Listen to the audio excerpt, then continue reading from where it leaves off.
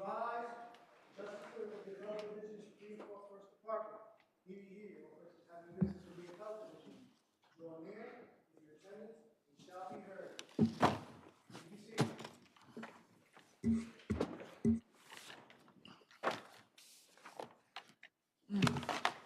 Good afternoon. Welcome to the Appellate Division First Department. You guys know what goes on in terms of the argument time. So again, let me just reiterate, please just ask for the time that you believe that you need for purposes of your argument. We've read your briefs. We're familiar with your arguments. So keep in mind, you know, in the real world, you could ask for a lot of time. This is not the real world, okay? So please keep that in mind. People versus Cesar Rivera.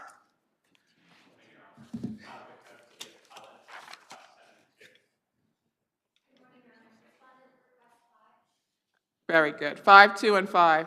Roberto Restaurant versus City of New York.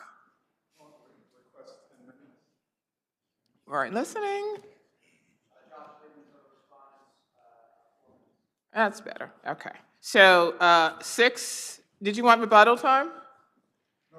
No, excellent. So 6 and 4. Lee versus Wildlasky. Appellant? Oh, I'm sorry, okay. We have an appellant? No? Did you still wish to argue, or did you want to submit? Excellent. Thank you both. Submitted. People versus Wally Jackson.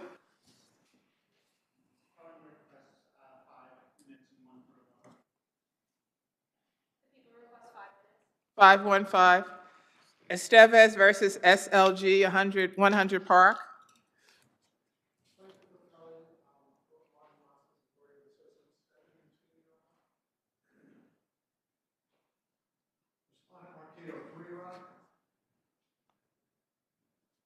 Okay, I see Mercado 3.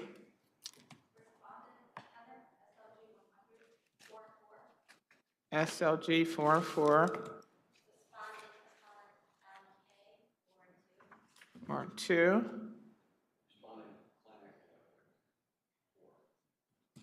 Does that add up? Okay. 7 and 2, 3, 4 and 4, 4 and 2, and 4.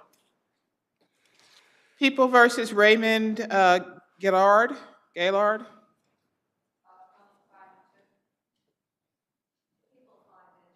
525. Bernardo, 330 West, 330 West, 34th. These will be called together.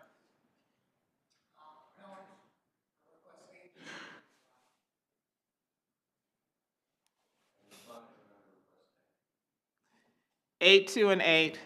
Tarkington versus New York State Division of Housing.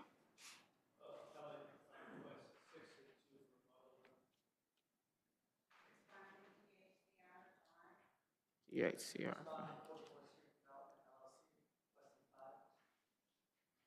5 and 2, 5 and 5. Canassis versus Canassis. Those 3 cases are submitted. First case for argument is People versus Cesar Rivera. Oh. What did I miss? Skankska, sorry, I apologize. Skankska USA versus Haley'sville Insurance. I'm sorry, 10 and 5?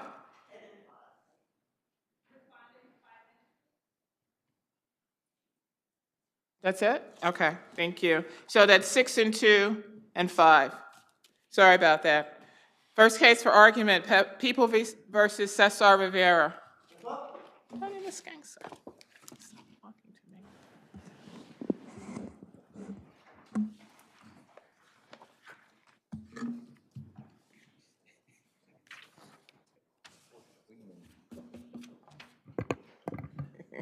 Not good. You're the captain in charge of space. Watching the future. You may proceed. May it please the court. Tyler Goodcombe with the law firm Cleary Gottlieb, and in association with the Office of the Appellate Defender, I represent Mr. Cesar Rivera.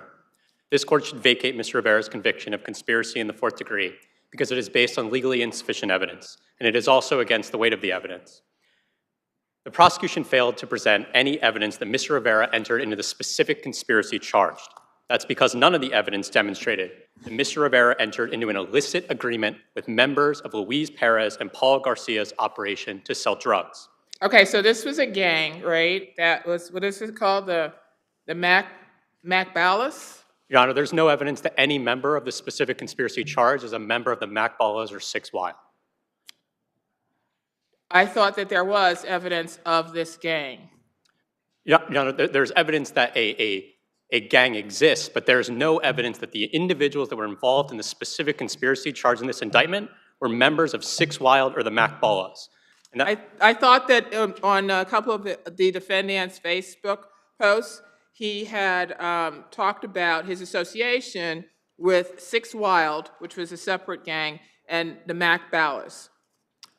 Your Honor, regardless of what Mr. Rivera's associations, affiliations, whether or not he is a member of one of those two gangs has nothing to do with the fact Is Mr. Rivera the defendant? He's a defendant, right? Yes. Okay, so my question was, he is a member of this gang, and this gang's mission, I guess, is to sell drugs. So as he is a member of this organization that sells drugs, and there are other corroborating evidence, circumstantial, showing that he is a member of the gang, what the gang does, if he's aware of its mission, why is that not sufficient for conspiracy? For a few reasons. The first reason being there's no evidence that the people who actually committed the overt acts, the actual conspiracy charged in this indictment, that those people were members of the Mac Ballas or 6Y.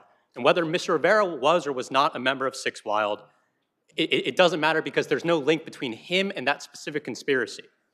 And even if there was such evidence, Detective Geist actually testified, and this is at transcript page 743, that he did not believe the rules applying to Mac Ballas applied to 6Y. But none of the evidence about these gangs says that every member signs on to drug sales, and all the letters about Mac Ballas from jail say nothing about drug sales whatsoever. And so what about the defendant's posts on social media saying, I be selling grams, I be flipping pounds? What about that? And also, I guess, some rap lyrics as well, wherein he talks about selling drugs, and also some photographs that he posted on, I don't know if it was Facebook or some other social media, where he posted photos of stacks of money and captions, hit the dealer, almost left me broke. What about those types of things? Your Honor, all of those evidence are independently insufficient, and there's no link between them. They are not building blocks on each other. This is not that type of circumstantial case. They are independently insufficient, and they have no link between each other. And What about Exhibit 69, which is the letter that was recovered from the defendant's cell, which had the code words and phrases used by Mac Ballas, including code showstoppers would equal the murder unit, you got money on you, means you have a gun. What about all of that language and information that was contained in that letter found in his cell? Yes, so I want to be clear. The trial court instructed that membership in a gang is not a crime. That is not what the prosecution... I'm not asking you about membership in a gang. I'm asking you about the quantum of circumstantial evidence. That letter says nothing about drug sales, says nothing about Mr. Revolt's purported role in the Mac Ballas, says nothing But that all Mac counsel, Ballas... you pick up isolated aspects of it, but looking at the totality, the lyrics, the Facebook posts, the YouTube video, is that sufficient to suggest that there's a link between these various pieces of evidence? It is not, Your Honor. There's no glue that holds these pieces of evidence together. The lyrics don't hold them together? What? The lyrics don't hold them together? They do not, because these lyrics make no reference to the specific members or anything that would specifically identify Perez and Garcia's drug operation, which is what the prosecution had to prove. They entered into an illicit agreement with members of Perez and Garcia's drug operation. So do you concede that the lyrics and other circumstantial evidence links the defendant to the sale of drugs, conspiracy to sell drugs? Your Honor, I do not, because there's no corroborating evidence of that. It's just, I believe it is musical expressions. Thank you. Musical expressions? Yes, Oh, thank you. thank you.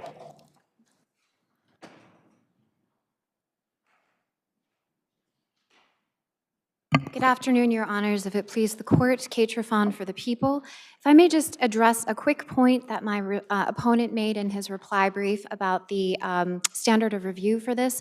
There was no circumstantial evidence charge given to the jury at the trial, and therefore Danielson would apply, and the reviewing court must weigh the evidence in light of the elements as the crime was charged to the jury. So, counsel, why would this not be tantamount to guilt by association, even conceding, well, let me put it another way, even accepting that he was in fact a member of this gang, why is it not guilt by association? Sure. So many courts, including federal courts, have held that membership in a gang is helpful in determining, it's useful to establish an agreement, right? Notwithstanding that, or I guess in addition to that, here what we have evidence that clearly showed that the defendant belonged to these gangs. We have evidence that showed that the co-defendant, Jamarlee Williams, who was connected to defendant on several pieces of evidence that were submitted to the jury, Luis Torres, Luis Perez, and Travis Block also belonged to the gang. So what evidence is there that the defendant belonged to the gang? I'm thinking a gang, unlike certain organizations, there would be a list of members, you'd have a membership roll, et cetera. I don't think gangs have that where, they have a listing. So how do you establish, or how was it established that he was a member of this gang? Sure. Well, everything that essentially defendant's whole life, as the prosecutor argued to the jury, his whole life was wrapped up in these gangs, making money from drugs, using underlings to sell those drugs. But how do you establish that? I mean, that's the question. How is that established on this record? You heard what your adversary said, that essentially it's artistic expression with respect to the lyrics. So how do you establish between the lyrics and the other evidence, Sure. the elements? Well, it's not artistic expression, Your Honor, when you take into consideration that the defendant was a gang member. The lyrics You keep saying he was a gang member. What proof is there in the record that he's a gang member, specifically of this gang? Well, number one, you have the documents recovered from his prison cell. Number two, you have his own admissions on his Facebook page where he repeatedly refers to Six Wild, the slang that they use, being a member of MacBallas, also known as MBF. Those documents were recovered from his cell with the lingo, the roster, the organization of the gangs. In addition to that, we have known associates of his, primarily Jamarlee Williams, who I think it was People's Exhibit 72, which was a letter Jamarlee sent to the known leader of MBF, Larry Calderon. In that letter, Jamarlee talks about the trial. He mentions the defendant by nickname, not just, I'm on trial with this other guy, it's not going well, these gang documents just came out. He mentions Cesar Rivera by nickname. Clearly, the evidence showed that the defendant's in the gang, and then again, we have his admissions. They are not coincidental. It is not artistic expression when it is corroborated by real-time events that are happening in life that are connected to his lyrics in the rap song. And then additionally, the Facebook posts, and my opponent argues in his brief that those Facebook posts, number one, it's interesting that my opponent argues that his client has no original lyrics and no original thoughts, and that they were all based on other rap singers. That aside, all of those lyrics are, the Facebook posts, it's not clear what Facebook posts are lyrics and what are just actual statements in posts. There is, of course, the YouTube video, which is clearly a song. But in addition to the rap video, the song, where he's corroborating this, he's talking about having just gotten out of prison, he's talking about being in the streets, he's naming Bronx streets by name where he is known to live. In addition to that, you have these posts where he's talking about things that are happening in real life. It's not artistic expression when it's rooted in fact. And if the court has no further questions, we would rely on our brief. Thank you. Thank you. There is no evidence that the members of the specific conspiracy charged are members of Six Wild or the MacBallas. There is no evidence linking Mr. Rivera to their conspiracy to sell narcotics. And there is no corroborating evidence that the lyrics are anything other than musical expressions, particularly the lyrics about drug sales. Without any evidence linking Mr. Rivera, any independence Talking linking Mr. about the Rivera. language where the defendant in the lyrics, in the video, talks about giving the youngins packs to sell, where we know that packs refers to crack, 100 bags of crack. Your Honor, there is no evidence in the record, though, that anyone gave any drugs to minors in any other evidence outside of those lyrics. And it is impossible for the jury to decipher with any degree of certainty, without any corroborating evidence, if those lyrics are So he- factual or fictional. He also called himself the captain, right? Correct, Your Honor. And the trial court also dismissed the major narcotics trafficking count because there was no evidence, insufficient evidence, that Mr. Rivera was a director of a controlled So is substance your organization. argument that we should discount the language in the lyrics? Well, lyrics means language, music. We should discount that entirely? Yes, because there is no evidence for the jury to reasonably conclude that evidence is fictional or factual. They have no other evidence to point to, which But means it's doesn't, for speculative. example, aren't there photographs recovered from Perez's phone that connect him to defendant, and also then the Facebook posts? Isn't that, why should we not consider that evidence? So to be clear, the Facebook posts are still lyrics, and the text between Mr. Rivera and Luis Perez is the most fleeting connection. It is a text that says, "Yo, what's up? Where you at?" And there's a photo of some individuals standing in front of a car, and there's no context to that post whatsoever. Thank you. Thank you. And, this is pro bono? Yes. We thank you and your firm, really, for your participation in your defense of this case. Thank you, of course. Thank you. Roberto Restaurant versus the City of New York.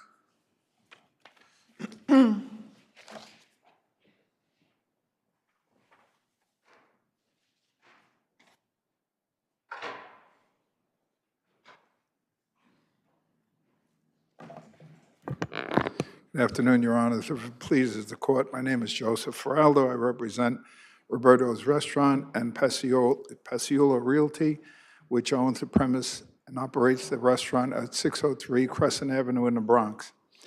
In December of 2019, in the height of the holiday season, the basement at the restaurant was flooded.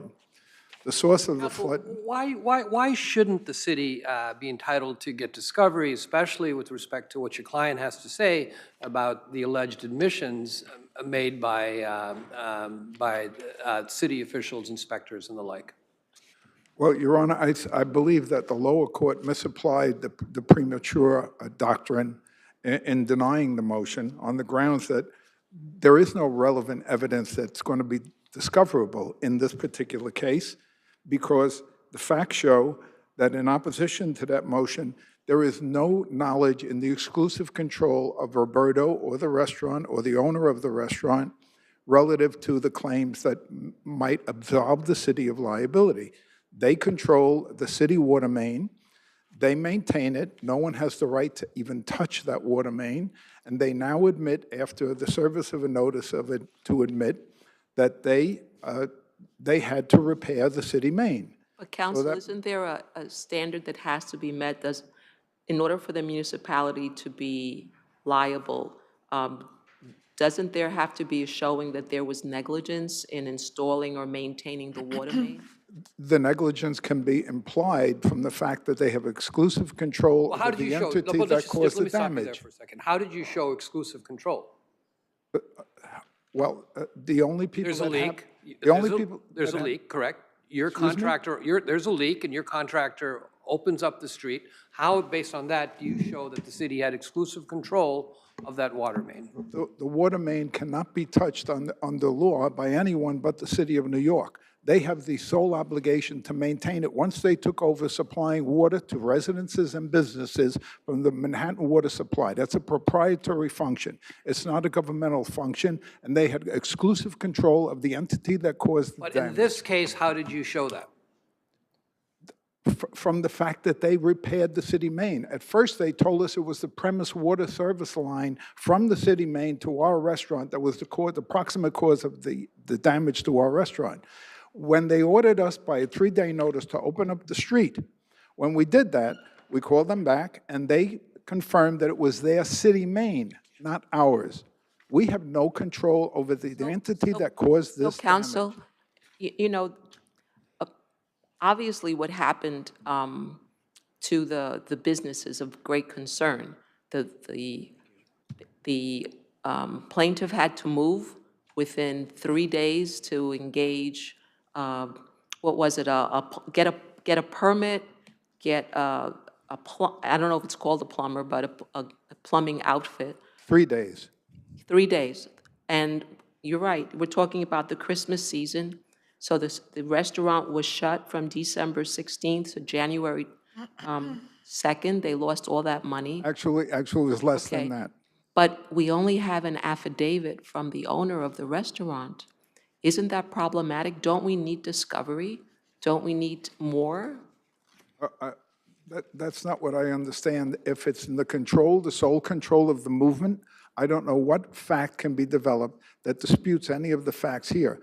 Certainly not counsel's affirmation that was submitted. There was no custodian of the records to dispute any of the facts that were alleged by the fact affidavit from Mr. Paciulo. Nothing at all. So the exclusive control of this entity that caused the damage is within the purview of the city of New York.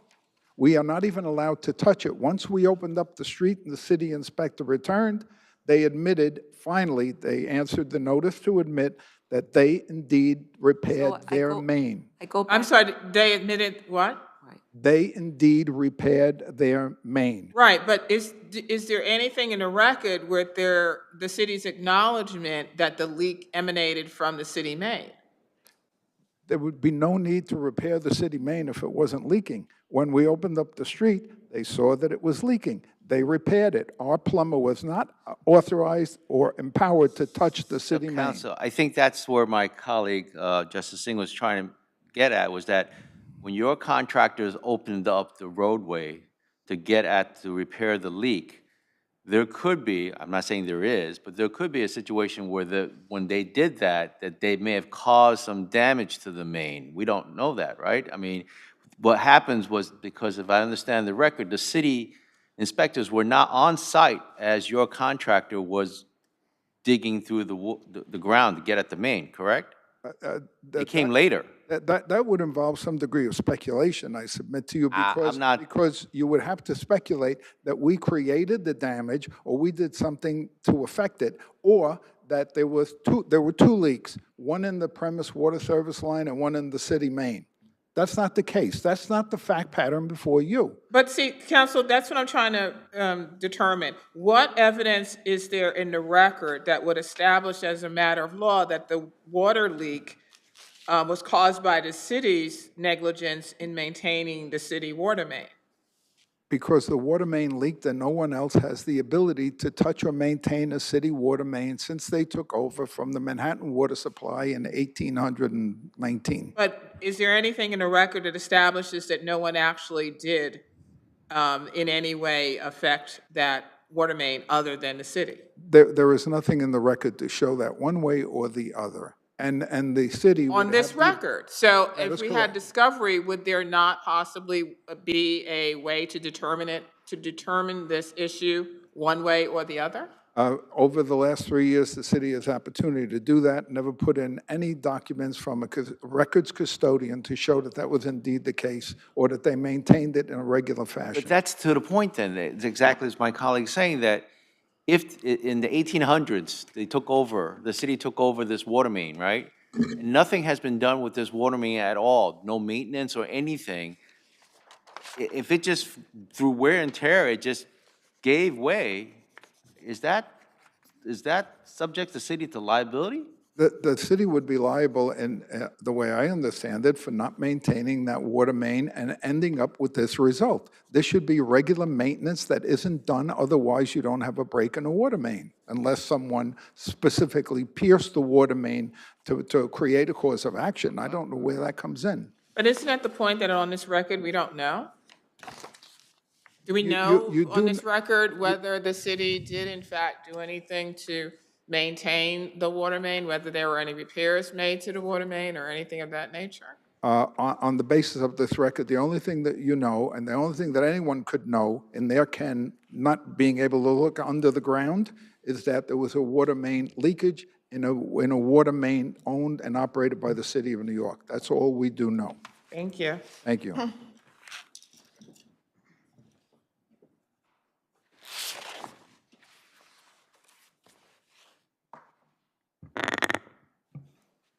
Good afternoon, Your Honors. Josh Liebman for the respondents.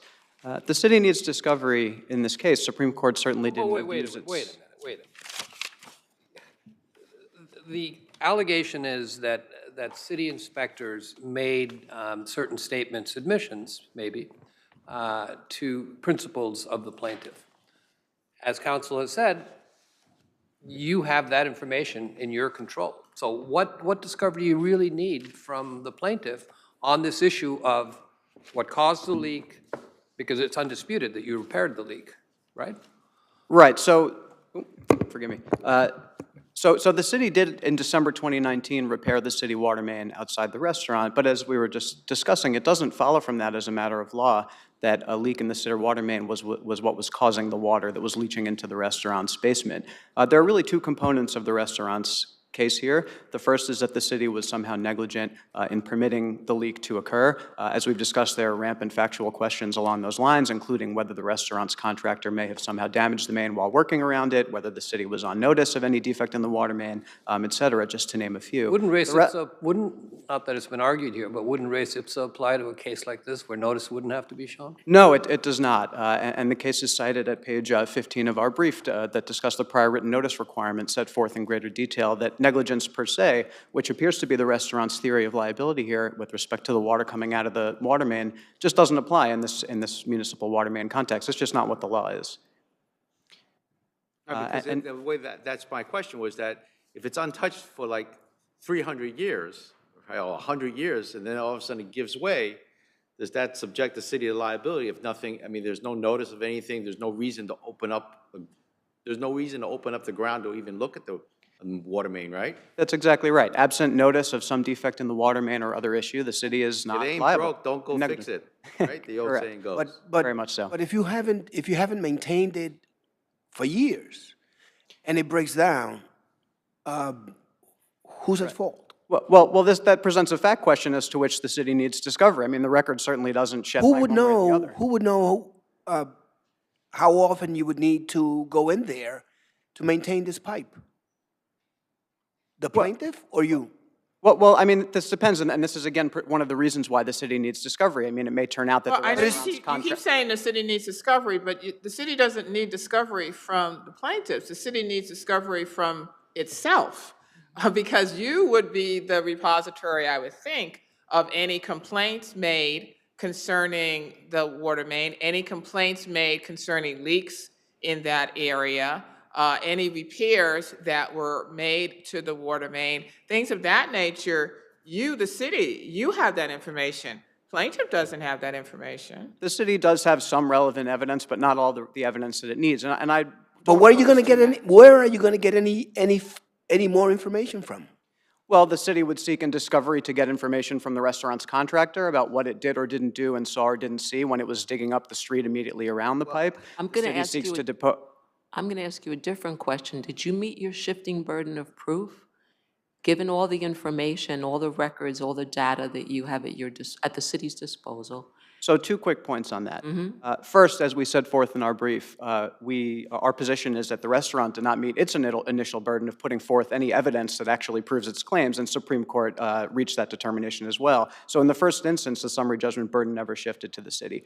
That aside... Oh, on what issue? I mean, because there's no dispute here that you repaired the water, the leak. So on what issue? Exclusive control? What exactly occurred at the time the street opened? On what issue are you saying that they didn't meet their burden? If I may, Your Honor. Please. The Supreme Court did note in passing, but incorrectly in our view, that the source of the leak is somehow no longer in dispute because the city at some point in December 2019 repaired the city main. In fact, as we discussed when my adversary was at the podium, even assuming, as the city did, that it repaired its main, it simply does not follow as a matter of fact or a matter of law that any leak in the city main was actually the source of the water flowing into the restaurant's basement. So that central fact question remains actively in dispute and is a legitimate subject of discovery.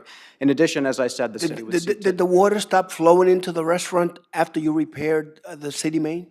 I don't know. The record doesn't shed much light on that, and I suspect that that'll come out in discovery in due course. It may or it may not, but again, at this early stage, before anything's really happened, we just don't know. Thank you. Thank you.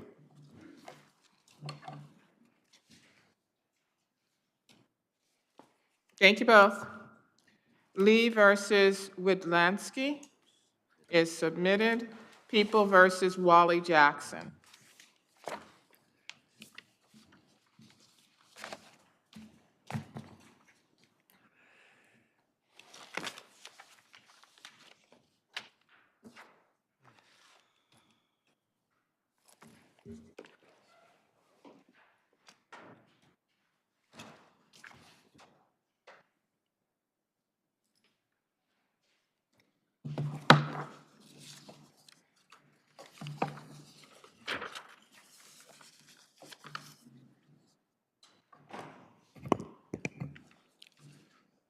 Whenever you're ready. May it please the court, Robert Hunter for Mr. Jackson. And I would like to focus on the jurisdictional issue in this case. In 2017, the Fourth Department ruled in People v. Walker that when the SCI charges defendant with a different crime entirely... Yeah, so that's the issue. You're challenging the SCI because of the wording of it in terms, one section says on or about, and the other section does not say on or about. Is that correct? They list different dates entirely. Complaint says on or about March 8th. The waiver... But are those, are the defects, and they are defects, are those, do they go to jurisdiction in this case? They do, because when, and this is set forth in People v. Walker, whether by change of date, victim, or other factual discrepancy creates a jurisdictional defect. Now, it is true, and the government cites cases where there are factual discrepancies that don't cause an irreconcilable factual discrepancy, but the question here is whether... Well, are those factual discrepancies? I mean, that would be my question. Are they actually factual discrepancies? And also, are they actual elements of the crime? Your Honor, taking first the question about elements, if information does not set forth the elements of the crime, that's one way it can be jurisdictionally defective, but that's not the only way. The other way is when the conduct charge cannot possibly be true in both indictments and describe the same offense conduct, and that's set forth in People v. Cologne, which is a second Counsel, department. how do you square People v. Thomas, which said that the date and location of crimes are not non-waivable? In other words, that they are waivable.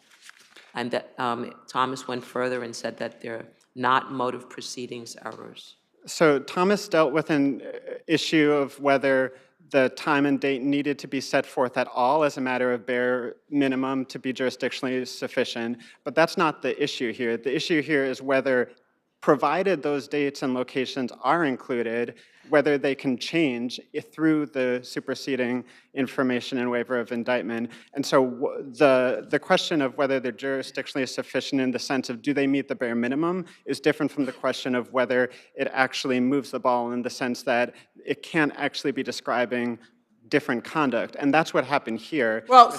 see, Jackson? the SCI stated on March 10, 2018 at 2861 Broadway, right? Correct. And then the felony complaint stated on or about March 8, 2018 at 2861 Broadway. So we have the same location, but we have the SCI stating a definitive date of March 10, and then we have the felony complaint stating on or about March 8th. Does on or about March 8th also encompass March 10? No, Your Talking about Honor. a 2-day difference, right? So the on or about language does not control here, and there's 3 reasons why. First is that in People v. Walker, there was also on or about language in the felony complaint. The Fourth Department did not say that that made 2 offenses into 1 offense. There's also a different location listed for the attempted grand larceny charge here. So 2560 Broadway is in the complaint, 2861 Broadway is in the waiver of indictment. And more broadly, the government's argument that on or about accounts for the discrepancy here would take what is a very simple analysis where you compare the allegations in the complaint and you compare the allegations in the information and you ask, can these possibly be based on the same course of conduct? And instead it creates this element of guesswork where you have to decide, is it on or about 1 day, is it 2 days, is it a week? And all we're asking is that the court to enforce the rule as set forth by the statute and not engage in the guesswork as to whether it's close enough. So how about the trial waiver, which says March 10th, and which identifies the locations and the times correctly, right? What impact does that have on your argument? Well, the waiver of indictment, which sets forth March 10th, it's different from what's set forth in the complaint, and so it's alleging a different course of conduct, and under Walker and under Clone in the Second Department case, those are different offenses. Thank you. Thank you.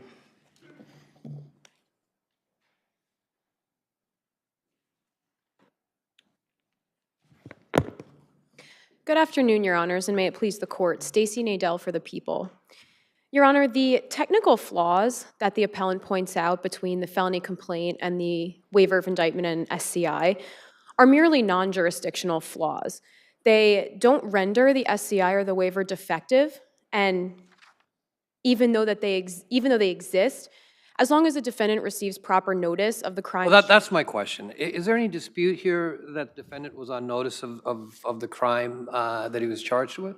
There can't be a dispute. The underlying factual scenario in which defendant is charged with is fully laid out in the complaint and is similarly laid out in the SCI and the waiver of indictment. They're equal to the extent that it describes the same course of conduct. Defendant. And what was that course of conduct? That course of conduct is that defendant had transferred money from an individual into his own account and attempted to withdraw it, was unsuccessful in attempting to withdraw it, and then lied about his identity. He said the money and the accounts belonged to his father in order to attempt to withdraw it, which was not true. And all of that is laid out in the complaint as well as the waiver of indictment and the SCI. So defendant was on notice, which is the whole point of these accusatory instruments. And even with the on or about March 8th in the felony complaint versus the March 10th in the SCI and waiver of indictment, that on or about language encompasses that 2-day difference. The appellant relies on People v. Walker to try and say that there's guesswork involved in rectifying the date with which the crimes defendant is charged with was on. However, in Walker, there was a whole month that was in question on the accusatory instrument. So here, where there's only 2 days that maybe there could be an argument for, but that on or about language really encompasses that. Counsel, did the defendant plead guilty? The defendant did plead guilty. Was he allocated? He was allocated. And so was he asked whether or not he had committed the crimes on or about the dates that were included in the SCI and in the felony complaint? He was, Your Honor. And there was a full colloquy. There was a valid waiver of indictment, or excuse me, waiver of appeal, and he did admit to these things in the colloquy. And regardless, this issue was unpreserved for appeal. Moving to the search and seizure point that defendant raises, the defendant is asserting that the lobby of his apartment building constitutes curtilage for the purposes of his search and seizure and ultimate recovery of a loaded firearm in his possession. The lobby of an apartment building especially a multiple-story NYCHA building, cannot be considered curtilage because defendant can't manifest a reasonable expectation of privacy there. Is there anything in the record that indicates that the defendant lived on the first floor? There's nothing to assert that defendant lived on the first floor, Your Honor. Well, did he argue that it was curtilage during the suppression hearing? He did not argue that it was curtilage, so this point is Unpreserved. unpreserved, and it's foreclosed by his valid waiver of appeal. And that was the other thing, because he pled guilty and he stated, I think he was asked whether he was therefore withdrawing any objection to the suppression decision. Yes, the waiver of appeal does indicate that he is waiving his right to appeal those decisions. And in terms of the excessive sentence point that defendant raises, again, that's foreclosed by his valid waiver of appeal, and the sentence is fair and appropriate. And the sentencing court knew of all of the mitigating factors that defendant raises, as well as the circumstances of the crimes. And if there are no further questions, we ask that you affirm in all respects. Thank you. Thank you.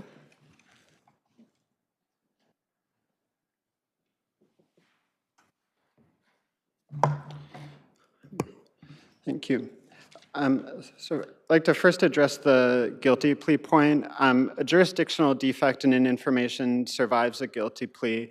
And so the only question here is whether there was such a jurisdictional defect. So would you dispute that your client was on notice of the crime he was being charged with, specifically that on March 8th, 2018, he attempted to make an unauthorized withdrawal? Yes, Your Honor, because the date, the shift in date. We're talking 2 days. We're talking 2 days, right? Yes, so in month. People v. Melvin, which is another Fourth Department case, say, in our view, defendant never waived his constitutional right to Would you have indictment. any cases in the First Department? Your Honor, the First Department has not addressed this exact issue. The Second Department and Fourth Department have both held that when the information sets forth conduct that happens on a different day and it cannot be reconciled, then there's a jurisdictional deficiency here, and that's where the lack of notice Has the Court of Appeals addressed this issue at all? In People v. Milton, they mentioned that that a factual discrepancy would create a jurisdictional deficiency. Now, in Milton, the distinction was that the information that was added, the factual information, it was naming victims that had previously gone unnamed, and so it's And just what about adding. Thomas and, what is it, Ione? Yeah, Court so of Appeals addressed those issues? those cases address the bare minimum of information that must be included in an information to be jurisdictionally sufficient. And so what Thomas holds is that you don't need the date and place if it's not elemental information. But here, that information was included and it shifted, and that's where the notice. So by that same reasoning, if it is included, but it's not elemental, which I had asked you previously, since they're not elements of the crime, then why therefore would it not be non-jurisdictional? So there's two lines of cases. There's the cases that address where there is no change of time or date that is in dispute. That's People v. Thomas, where there's no allegation that there's different courses of conduct alleged. It's just a question of, does the information describe those offenses with enough specificity? The answer was yes, because only jurisdictional information was included and only jurisdictional information was necessary. Here, the information changed, and so Mr. Jackson was first held for action for conduct on March 8th. The allegation shifted to March 10th. We're not disputing that the crimes that he was accused on March 10th were described with enough specificity. The problem is that that window changed. And if there are no further questions, I would just ask the court in the alternative to consider reducing the sentences from running consecutive to running concurrently, and I'll rest on my briefs on the curtilage point. Thank you. Thank you both. Thank you. Estevez versus SLG 100 Park.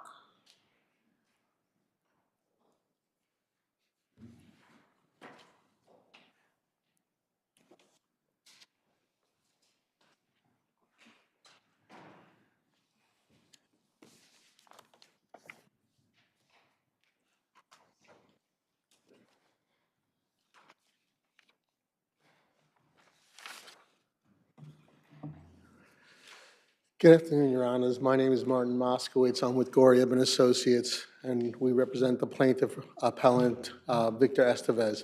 Before I get into the heart of my argument, there's something I have to address.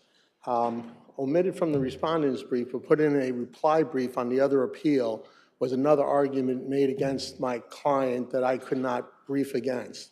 And that argument was that we didn't appeal from the judgment, we appealed from the order. But this court in National Bank of North America versus Corey had said that a ministerial judgment that just says you may enter judgment after the granting of summary judgment should result in this being deemed an appeal of the judgment. And the appellate term in 2012 in Brooklyn said the same thing in a case called Brooklyn Heights Physical Therapy versus New York Central Mutual Fire Insurance.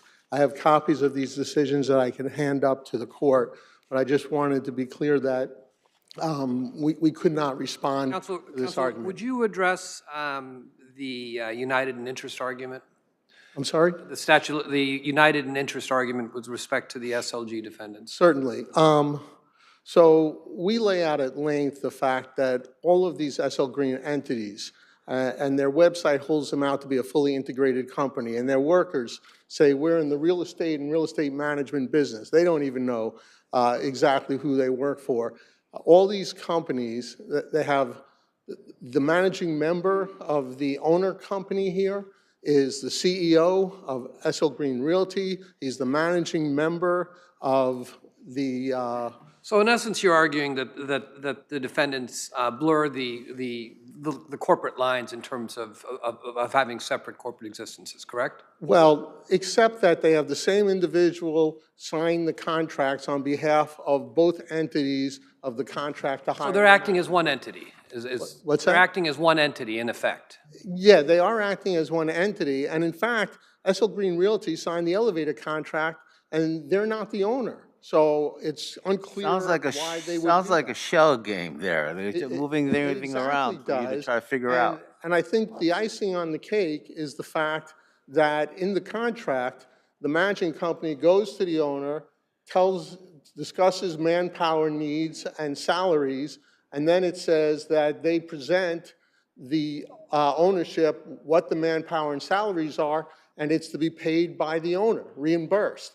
So it's literally the owner of the building who's paying the salary, only they're going from left hand to right hand to the porter or elevator operator or whoever. So we do believe it's a shell game, and we do believe that they have control, certainly even as the owner, they have control of the elevator operator to say, hey, you know what, these guys, you know, we send the contractors to the freight elevator, they're sitting down, they're reading newspapers. Most important, and this is on the issue of notice and the owner's liability on constructive notice, they have a porter who received more instruction on how to clean a bathroom than how to operate an elevator, who made an alteration to the elevator. He put a mirror up on the front opposite side of the elevator. And the reason this mirror was put up, and it's not something that's done in the elevator industry, the only codes regarding mirrors is the rear corner where someone in the hall can see if someone's lying in wait by looking in the elevator and seeing the mirror. So the operators, they're supposed to look out and see who's coming in, but instead they're sitting down. This mirror was there for years, and they're looking at a mirror. So this argument goes, I think, to your 241-6 claim, correct? Well, it goes really to... That the elevator operator didn't have the proper training, et cetera, et cetera. Well, that goes to 2.16, but I know the courts have said that that's not specific. But do you agree? Do you agree that under Toussaint, that claim is foreclosed now? Well, but I think under 200, the fact that they have notice of a dangerous condition. What's the dangerous condition? They have an alteration to the elevator, a design alteration that allows people, it creates a force of harm where the operators rely on this mirror that's improperly placed. Every time somebody But is that really the issue? Isn't the issue whether or not there's an operable sensor on the elevator? Because if the sensor had worked, then the door would have stopped when plaintiff got in, correct? There's an issue on the fact that the elevator wasn't properly maintained and the door closed with excessive force and speed, and my expert lays out that argument. The issue on the sensor is unfortunately that it was overridden because they had the elevator operators operated as manual. And so the Manual overrides the sensor? yes. And so he Is that pushes- correct? I didn't see, I didn't see that. no, nor did I. Well, Was that in the record, that manual it's in overrides the the record, sensor? it's in the affidavits of my expert. Didn't the expert, there was an expert who testified that the operator has to press a button for it to go up or down, but when he takes or she takes his hand off the button, then the doors will automatically, right? Well, Open. when the operator's operating it in the manual mode, he has to push the button for it to close and take his hand off the button for it to open. But this door, there's testimony of the witnesses, closed with such speed that it slammed into my client, and it should never have operated with that kind of force the way it did, even with him pushing the button. So you're I'm sorry, go ahead. I'm saying, so you're suggesting that the sensor had no involvement in this, right? Because it was being manually operated? That's what the record shows. Yeah, well, that's what we have to work with, right? Right, Yes. and so I did I not know see there's a- anything in the record that suggested that the sensor was not working or that the sensor was inoperable because it was being operated manually. Well, let me say this, Your Honor. The elevator operators know so little about the elevators that one of them testified they believe the sensor works. You know, there's an expert who said he believes the sensor works. There's the elevator company's mechanics testified that it doesn't work in manual, and, you know, that would appear to be the situation. But I think the case that we really need to cite and look at is the Higgins case that I have to say cite. that, counsel, I just have to say that I'm confused, because I thought the censor was your strongest point. I think the strongest point is the fact that they had an elevator with this alteration that created a force of harm that people coming into the elevator were not being noticed.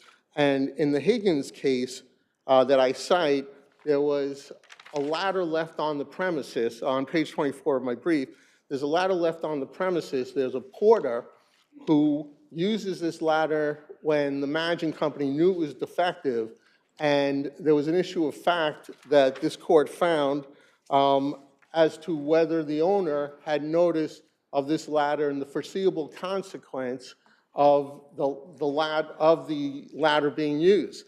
Here, they should have investigated when this mirror was put up. They should have investigated why was this put up? Does it belong there? The elevator company didn't claim to put it up, and they shouldn't have allowed it and the elevator operators to rely on it because it was in a dangerous, unsafe position that blocks them from seeing the people enter the elevator. It's a force of harm that they create and rely on. Thank you. Mercado?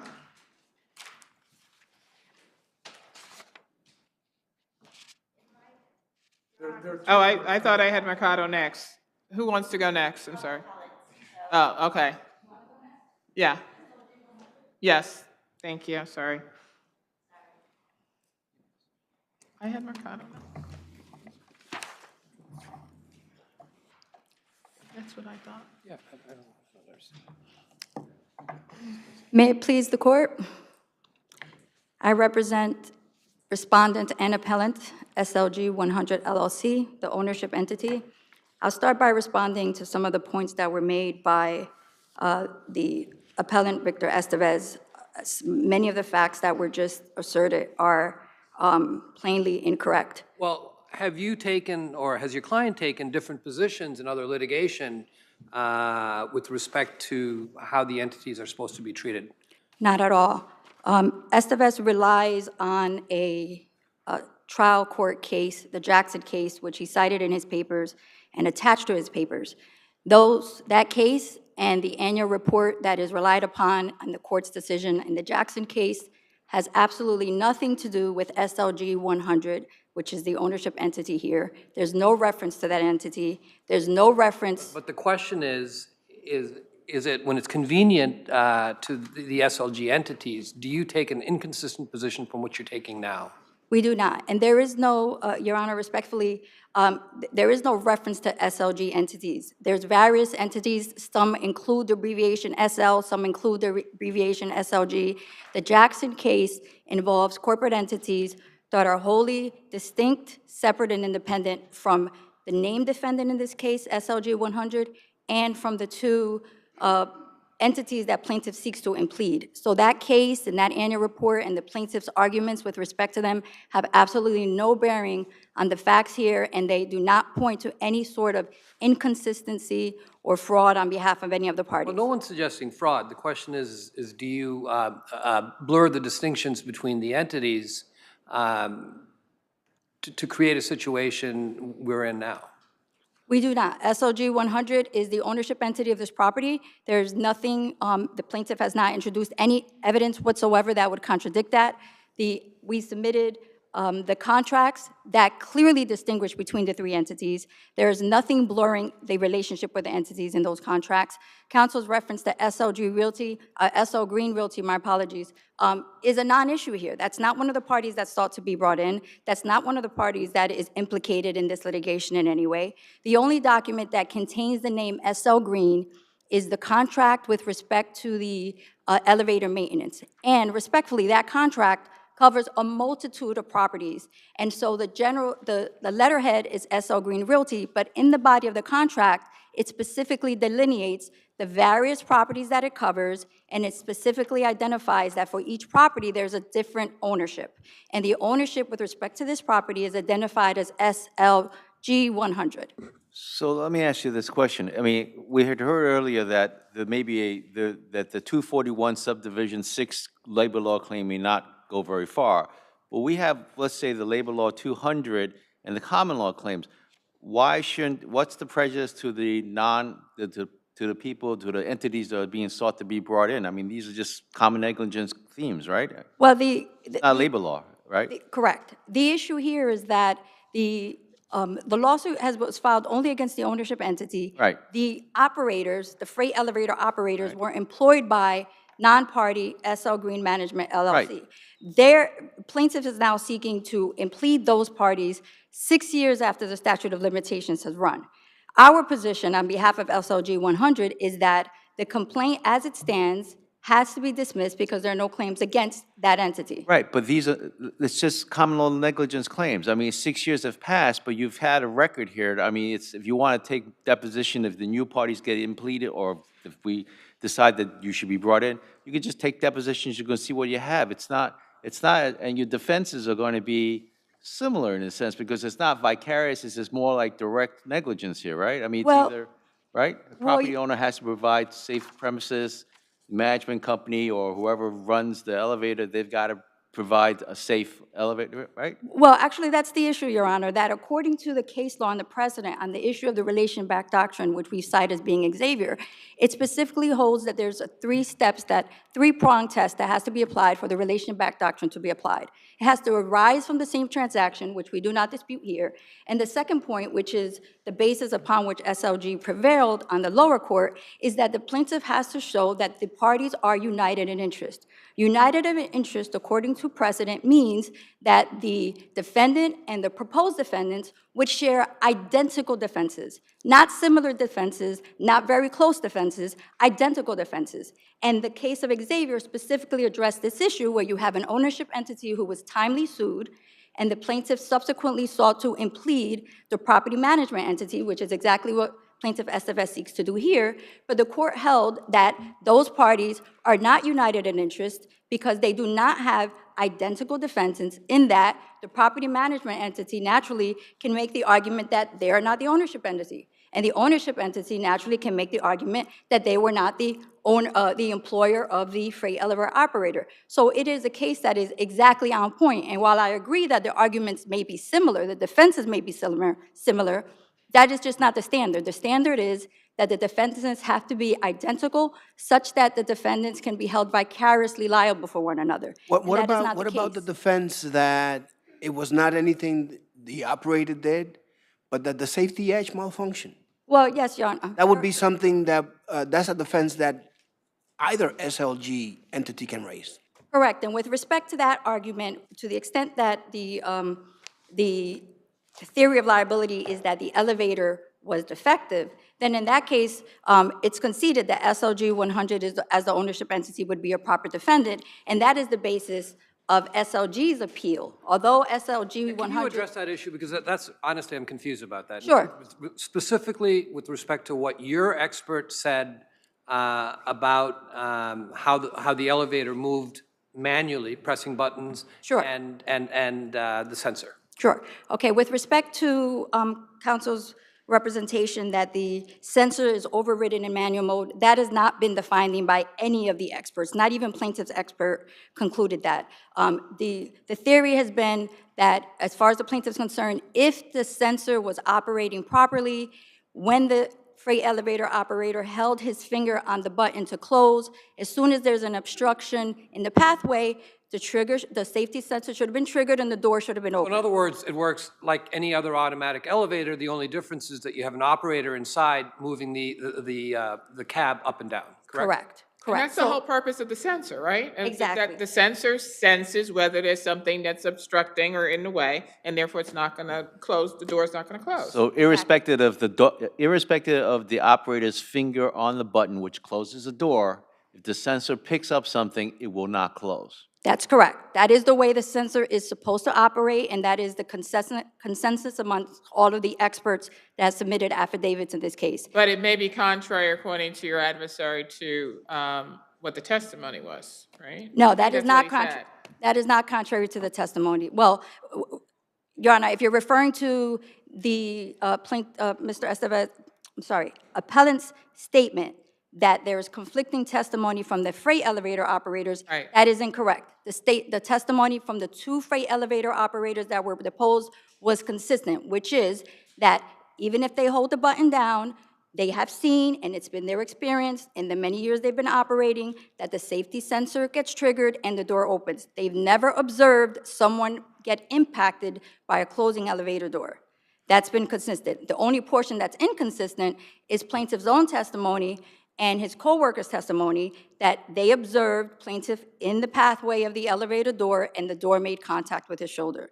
And so our position as an ownership entity is that, A, if you believe the plaintiff's version and the eyewitness version, that he in fact was in the doorway and that his body made contact with the elevator door, then something was wrong with the safety sensor, and therefore the responsibility falls on PS Marcado.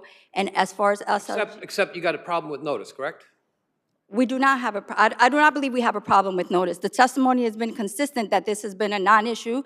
The inspections there were documents submitted of the last inspection before this incident But occurred. your expert testified, I think, that the inspections had to occur once a year, but he didn't really cite to any specific code requirements with respect to inspections, correct?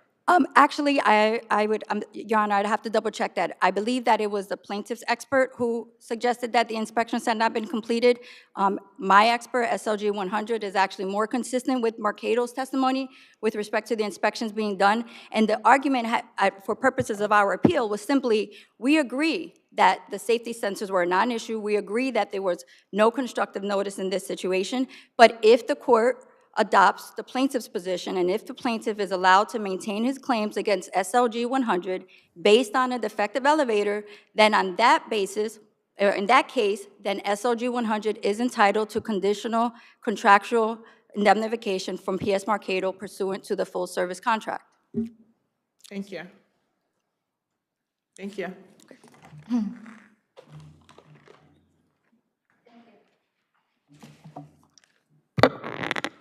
Good afternoon. My name is Evie Kazansky, and I represent L&K Partners. So very briefly, there's a lot of procedural issues in this case, and I just want to touch upon them. You have a 4-volume record, so the courts prefer on the merits, and I think irrespective of a quote-unquote late motion, I think everybody that's been a party to this motion practice has had an opportunity to speak to the court. And Judge Suarez, as the trial court judge, obviously did not even think that that was an issue, despite the fact that he had extended times and there may be quote-unquote late cross motions and motions. So I would like the court to really focus on the merits of the case. L&K Partners is the 7th floor contractor. They were not working in the entirety of the building.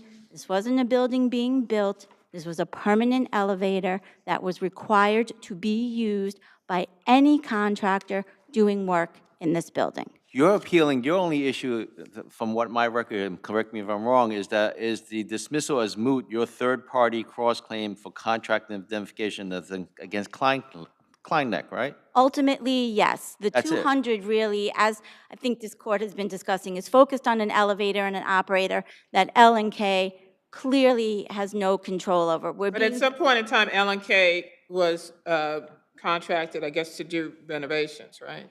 There's no doubt that we were the 7th floor contractor, and the plaintiff is a part of that renovation process. He's the employee of Kleinnock, so he's not even our employee.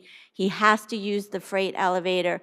The freight operator must be utilized. So with respect to a 200 common law, I think that there's really no issue of the method, the means and methods vis-a-vis the job itself, or even the use of the elevator as the injury producing. Well, it looks like that So with respect, I'm sorry. it looks like your contract indemnification clause, there's no negligence trigger, right? It's just mostly a scope of the work. If the person's injured in the scope of the work, you're covered, right? Yes, and that's why I was speaking to the merits of the case as opposed to quote-unquote late motions, because arguably Kleinnock did not make their motion timely. They didn't even ask to dismiss our cross-claim.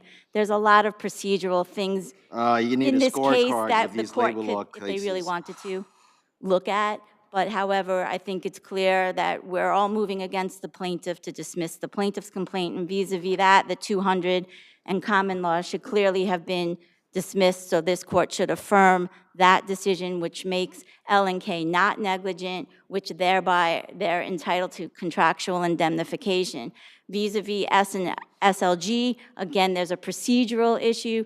If you look in the record, I couldn't find a cross-claim. Maybe you did, but that cross-claim would have been, and the contract's not in there. The actual contract that they're referring to is on page 131 of the record, which is actually Kleinnock's record, and SLG actually moved only against Mercado and Kleinnock.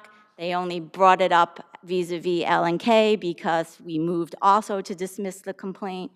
And so the argument that they're not negligent doesn't really affect L&K's contractual issue with them, because L&K's contract was not even triggered by. But SLG 100 claims a contractual indemnification against you, right? They're bootstrapping that provider agreement, so let's even make the presumption that the provider agreement on 131 also would apply to L&K. The fact of the matter is, our contract wouldn't be triggered. We didn't have control. It wasn't part of our work or anything of that nature. So we ask that the court affirm the dismissal of the complaint, the dismissal of any cross-claim that may have been there vis-a-vis any Mercado and or SLG, and hopefully if you affirm, just give us our fees and costs from Kleinnock. Thank you. Thank you.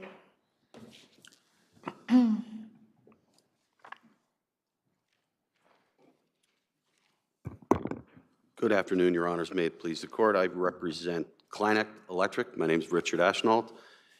I'd first like to address the indemnity questions with regard to SLG, which weren't addressed in any particular detail earlier on during the argument this afternoon. It's our position that SLG really misconstrues Kleinnock's arguments here and the indemnity clause altogether. Their opposition or their justification for having indemnification against Kleinnock assumes, based on most of the cases that they're citing, that there is an arising out of the work type of indemnity. So that's the question. Is there a negligence trigger required? There is an acts or omissions trigger, which essentially, in essence, requires a finding of some sort of actionable act or omission on the part of Kleinnock in order to trigger it. And I mean, that's fairly well set forth in that Lopez versus Con Edison case cited in our brief. That's opposed to your L&L, that's different from the L&L contractual indemnification with you, right? I mean, The L and that's more K of a scope of contract, the work. yes. Yes, that's arising out of the work. Right. So as And, long as you're around there and you get hurt, that's it. well, so Pretty that much. may be it, but there, We stripped it down, yeah, I mean. well, there was the issue there with the timeliness of that motion with regard to summary judgment on that in the court below. I'm trying to remember the exact dates, but basically their motion as against Klanick wasn't brought until February, sometime in February, and the 120 days was up in January. I got enough problem just sticking with the facts here. We'll get the dates in here. I'm sorry, I didn't mean to add to that. I Let's just did look see at you the shaking merits. your head a little bit. So anyway, with regard to SLG, the acts or omissions trigger here is simply not triggered by the mere presence of the plaintiff, who is our employee at the site. And to the extent that there may be any argument that he may have done something to cause this accident himself, none of those damages would ever be attributable or awarded as against SLG anyway, so there would be nothing to indemnify them for in that regard. One other point with regard to the L&K indemnity clause, really appears what they're looking for is fees here. There was no support provided in the record below as to what those fees may or may not have been, so there's no basis to make an award of any fees that may have been incurred in defending the case below in any event.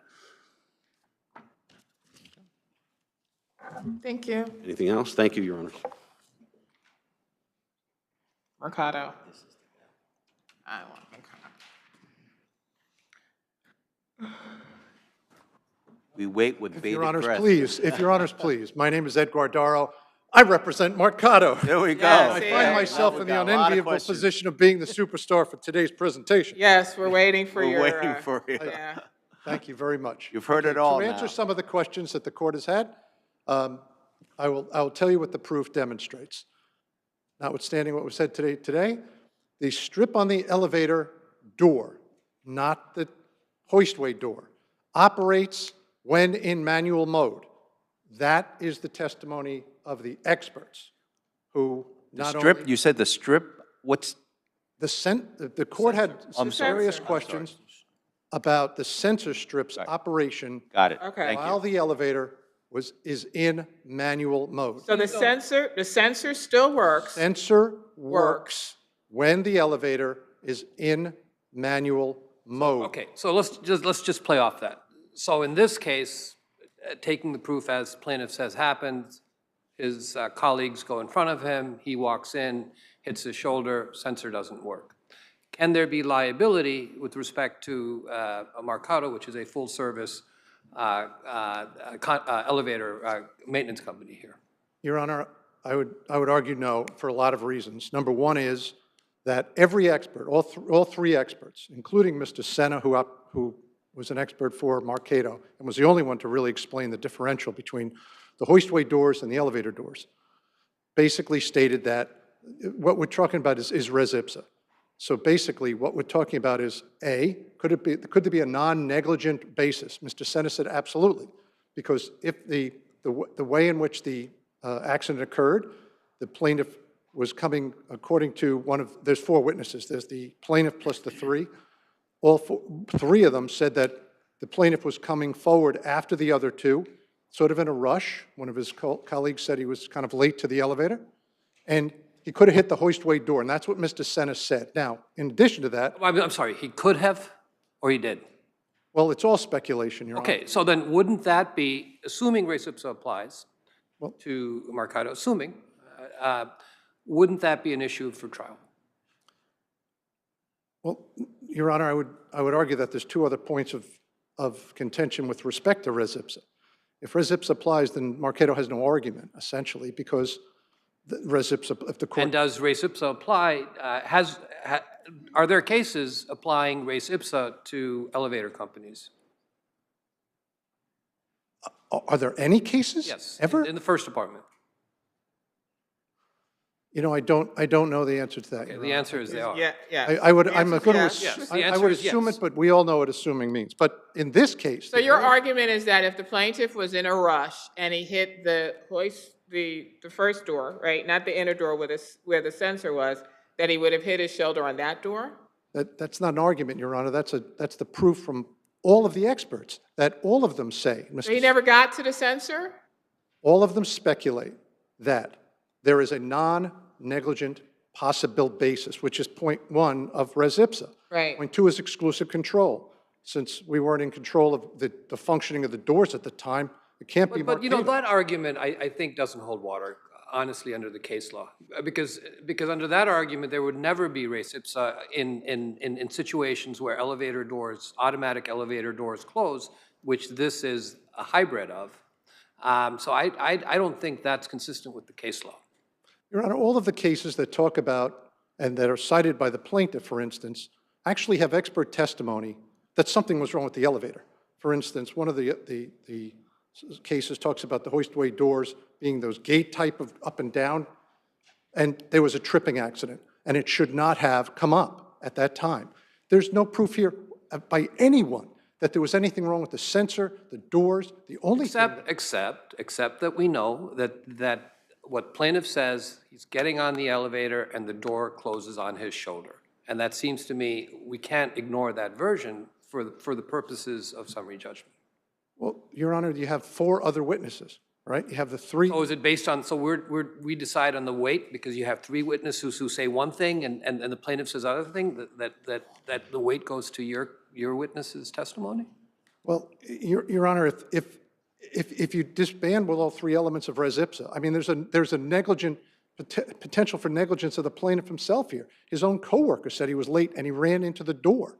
So that eliminates the res ipsa 3rd prong. So even if you, as the trial court did, eliminate the first element, you still have the second 2 to contend with. There's no proof whatsoever that the sensor malfunctioned. In fact, Mr. Healy, who was a witness, and the first one in the elevator, actually went back to the elevator after the accident and inspected it and found nothing wrong, no operational deficiencies whatsoever.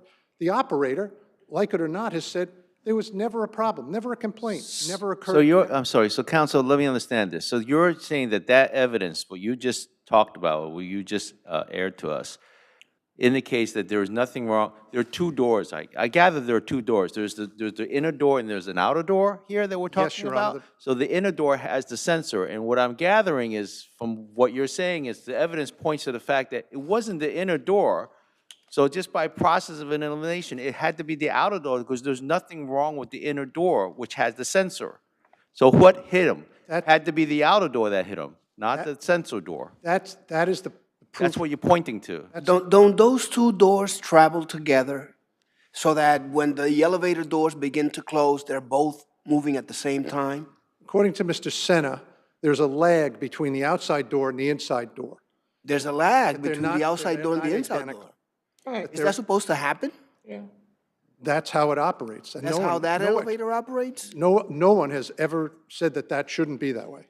No one. And they Well, say you that want the that's inner supposed door to close first before the outer door, right? Because otherwise They close together. they close together? They wouldn't close Your Honor, together. we'd be speculating, but the experts, the 3 experts who have a combined 125 pages of expert testimony and affidavits here, don't say that. They say, Well, I know we've been talking about the sensor, and your argument is that he hit the outer door. So is there anything to state that there wasn't something defective with the outer door?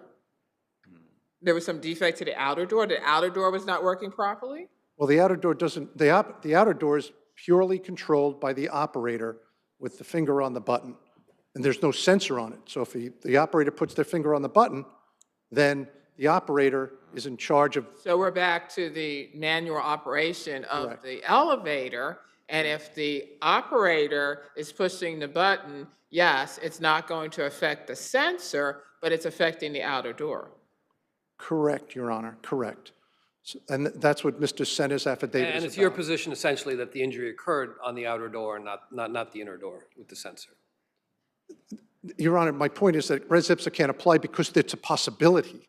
That's exactly the possibility that all three experts talk about, in fact. They all talk about this possibility that it didn't occur the way in which the plaintiff said it occurred, and if it did, well, then it's got to be Marcato, and it's res ipsa. And that's why I'm focusing on res ipsa and how we're missing the three elements for res ipsa. Thank you. Thank you, Your Honors. You have a question? No.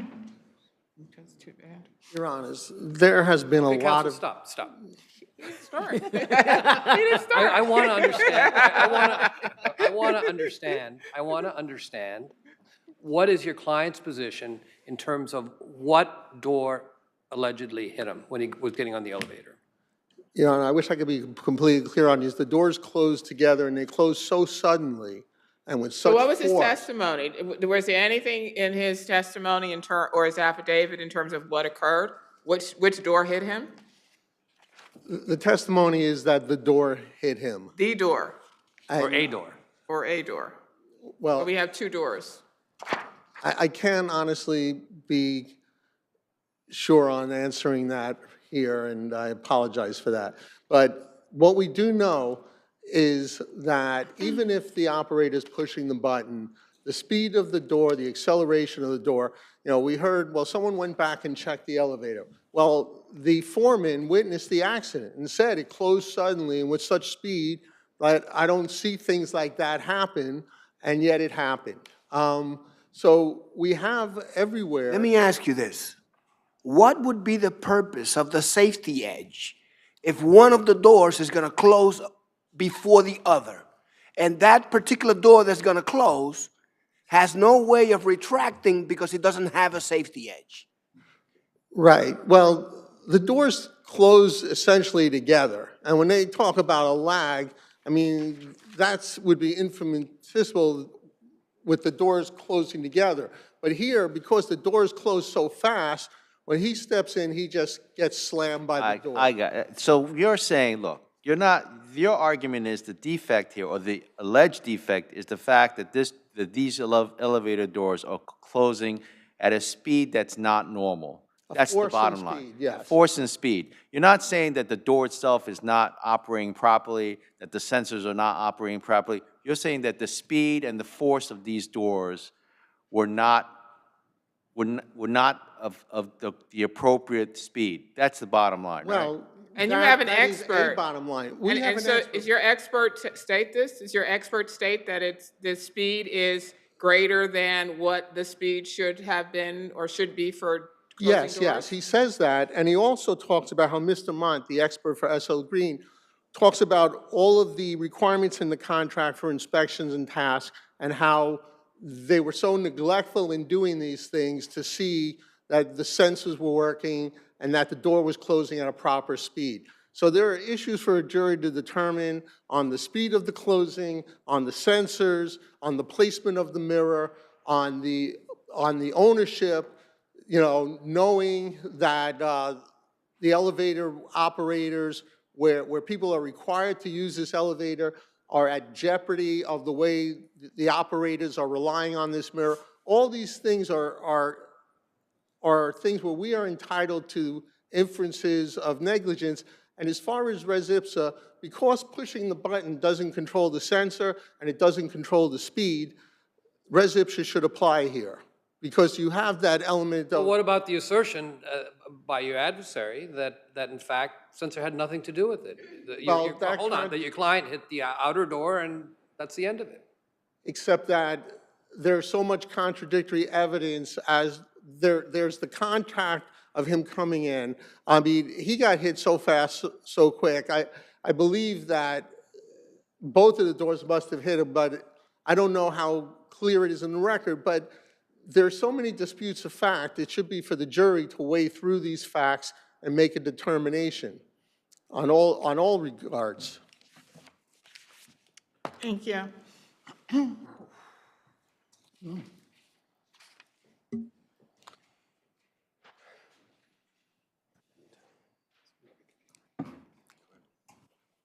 May I offer some clarity with respect to the inner door and the outer door?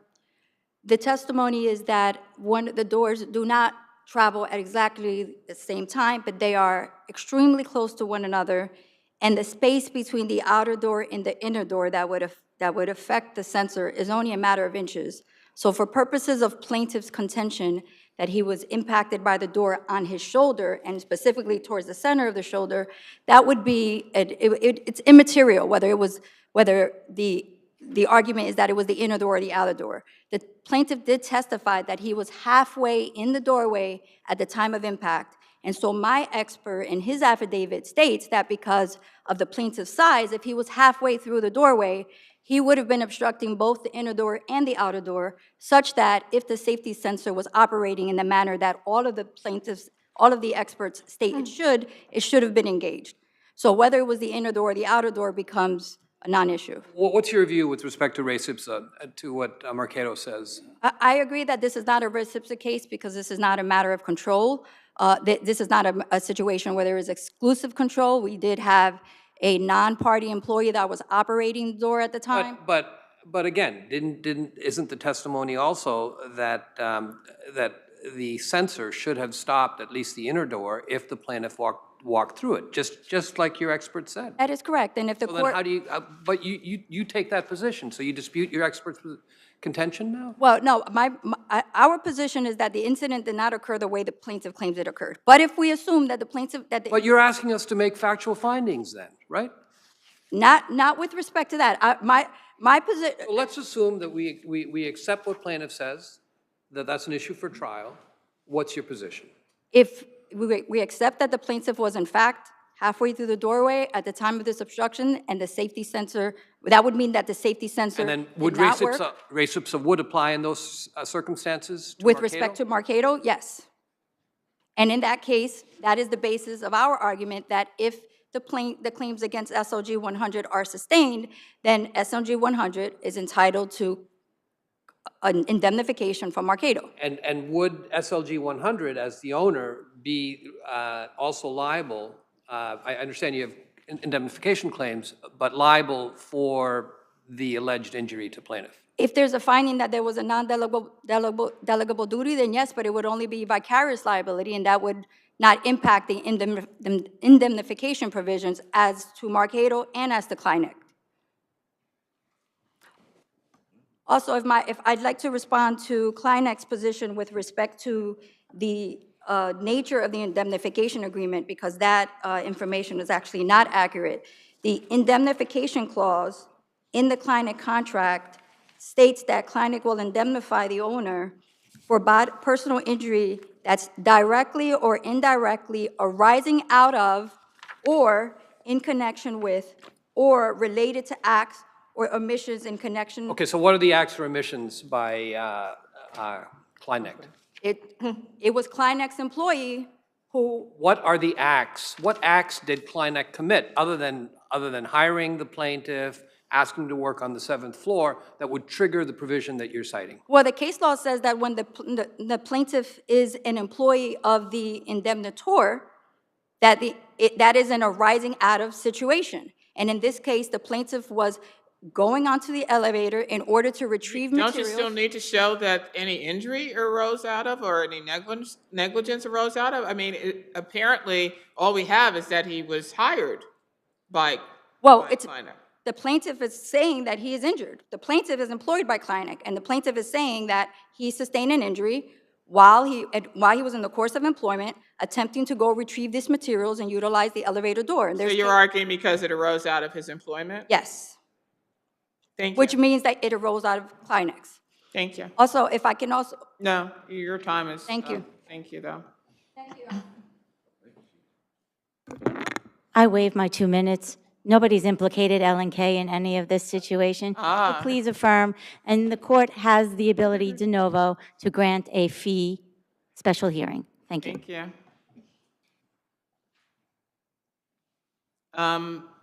I don't think anybody else has rebuttal, right? That's it. Thank you, Reg. Thank you all.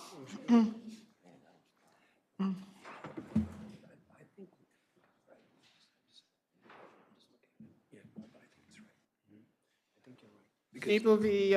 Raymond Gillard. Yeah, I think we got it right. I know, right? Whose is it?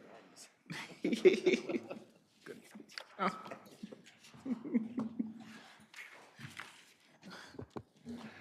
Sorry about that,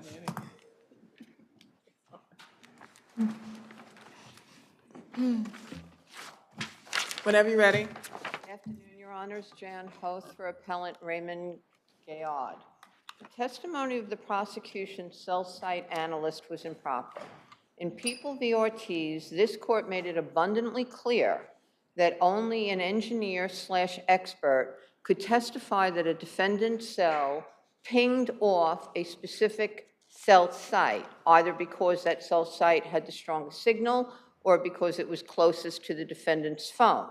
And yet that is precisely what Mr. Ellis testified to here, that cell phones ping off the site that has the strongest signal. He was not allowed to explain that in any way. He was not allowed to go further, but that's besides the point. The whole purpose is that the operation of cell sites is considered beyond the ken of the average juror. An average juror hearing that a cell phone is going to ping off the site with the strongest signal is going to assume that that is the site that's closest to the phone.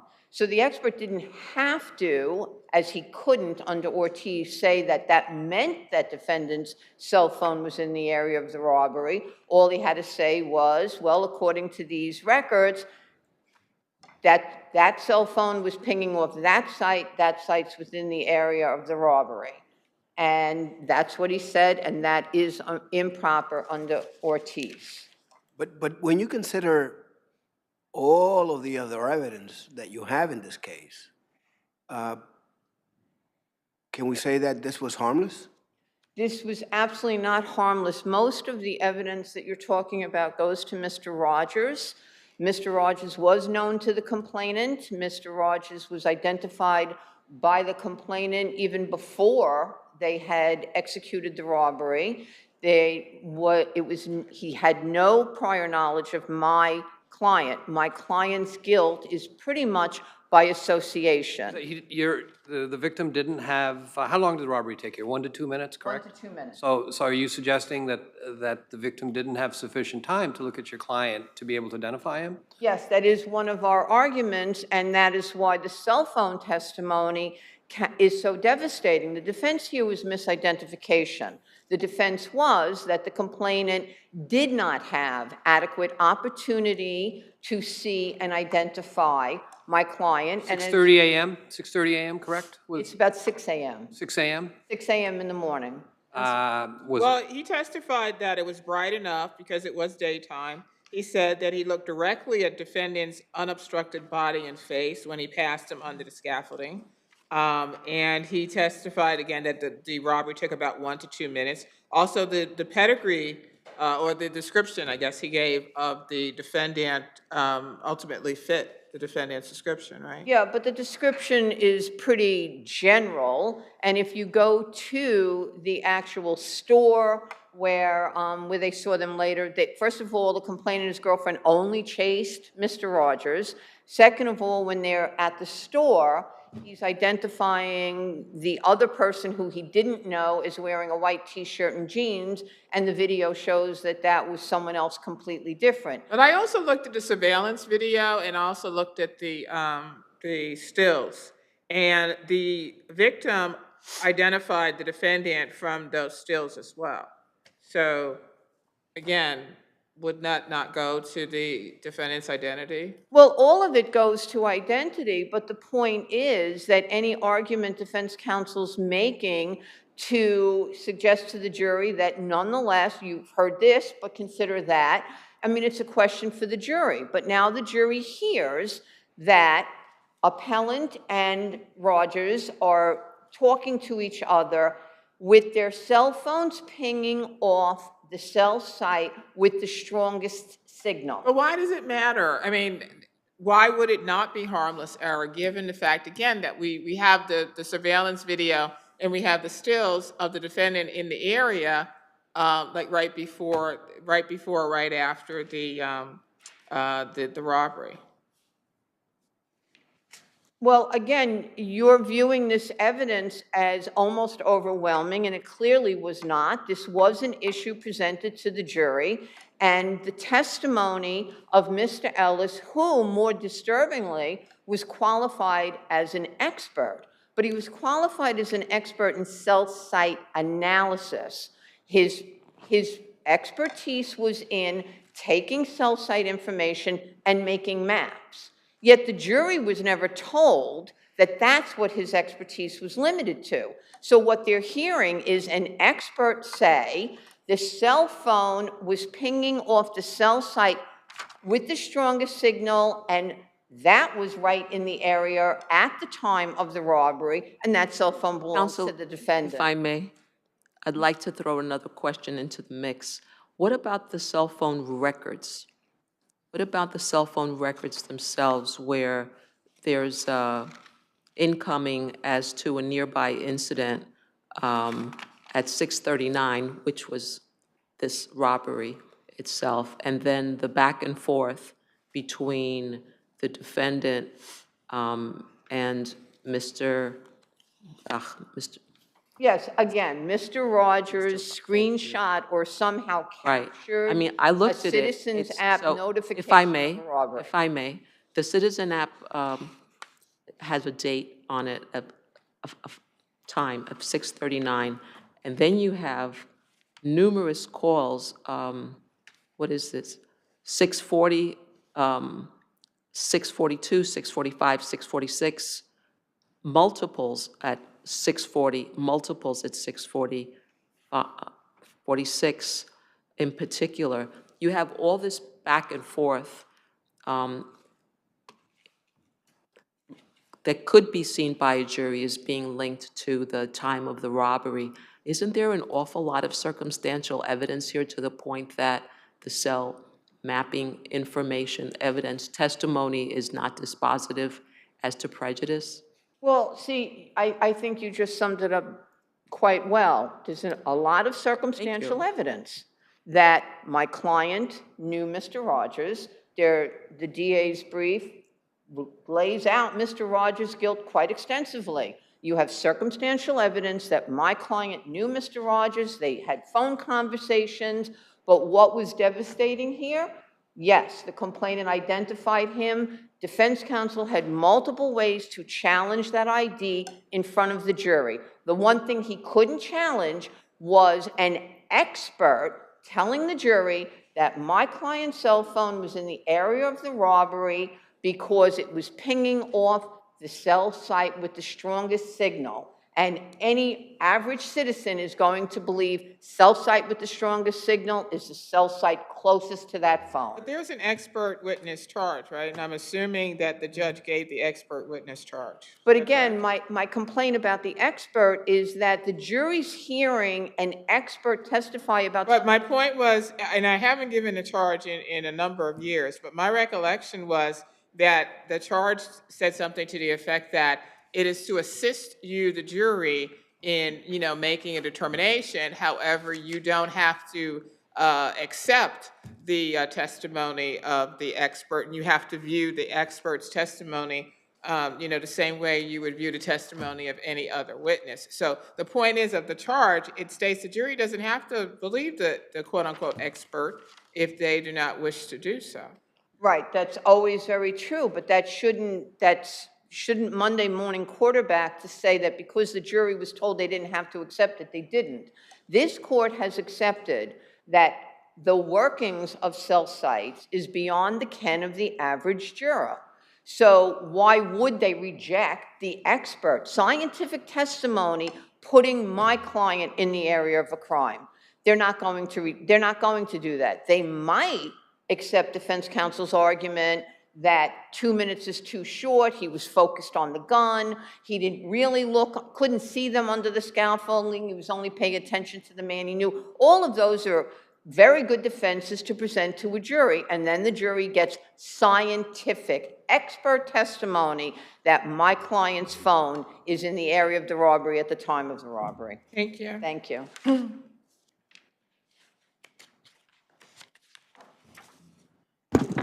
May it please the court. My name is Patricia Curran, and I represent the people on this appeal. First of all, the evidence proved overwhelmingly that this defendant was the second robber. As Your Honors have pointed out, the victim here had ample opportunity to view the defendant and Rivers, whom he knew from the neighborhood. He saw them both under the scaffolding and acknowledged them, evaluating it or thinking it was about a 15-second time period. Then he became uneasy when he saw them looking after him as he walked home.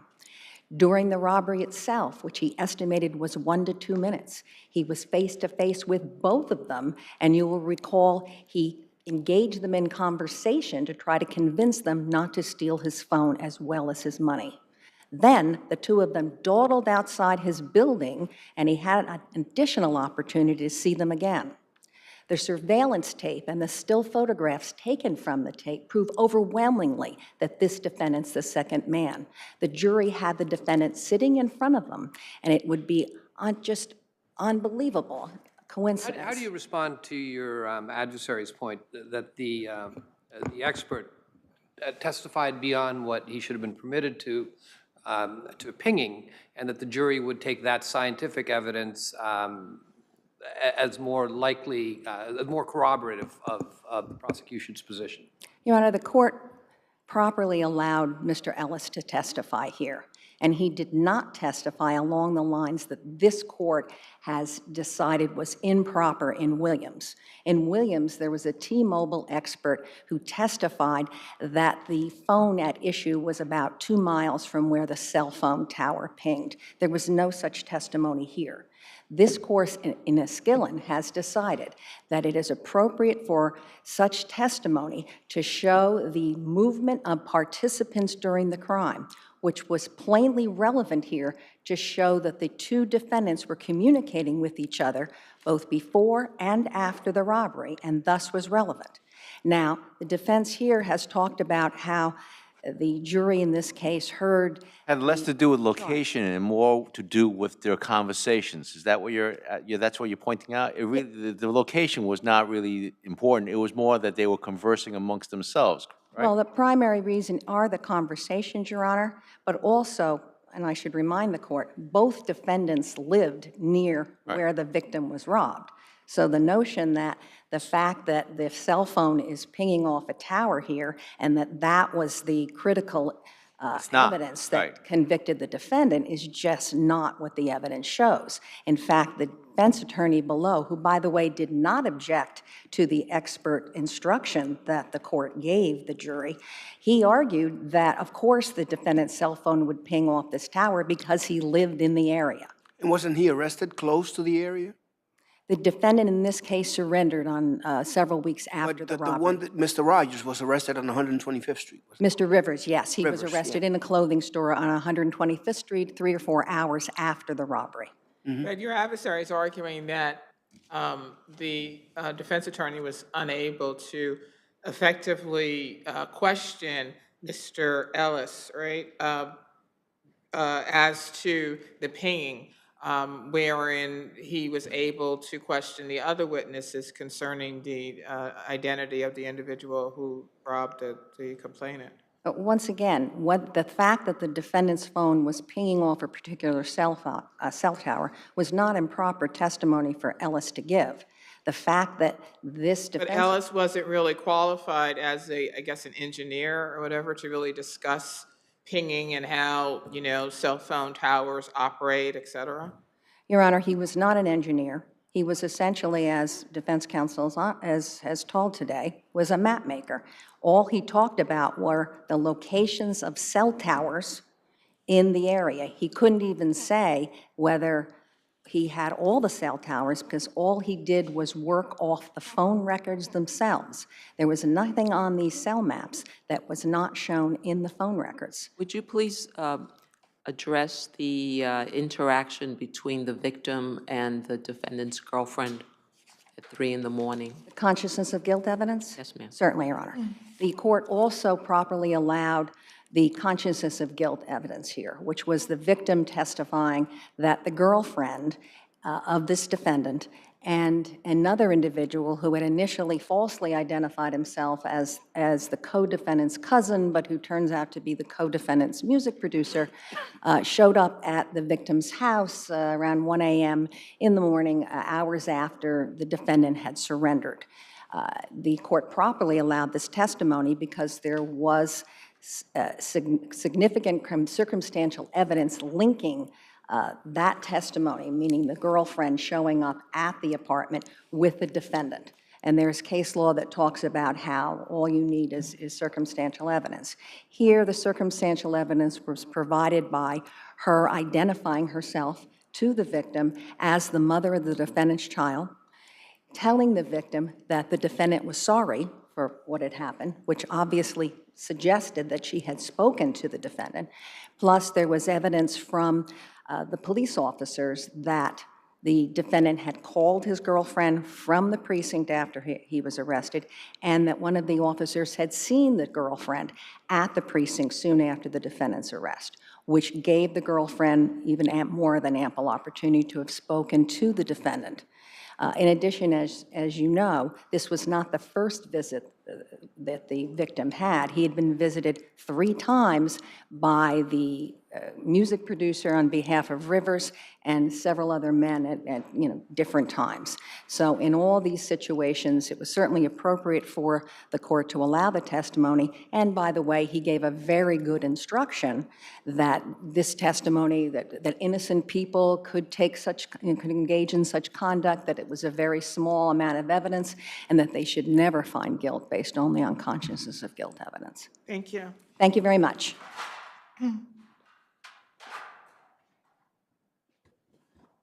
The import of the cell site analysis testimony is amply demonstrated in the prosecutor's summation.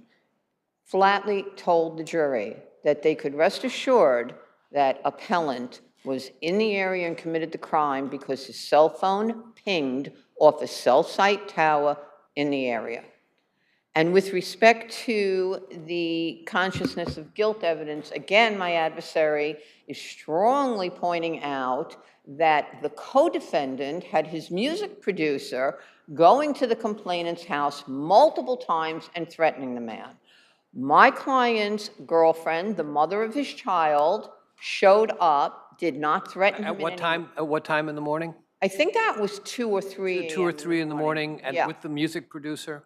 Yes, he was there as well. And when the music producer got violent again, my client's girlfriend, partner, interceded and talked everybody down. What was her point of being there at 2, 3 in the morning if it wasn't to attempt to get the victim to change his story or not proceed?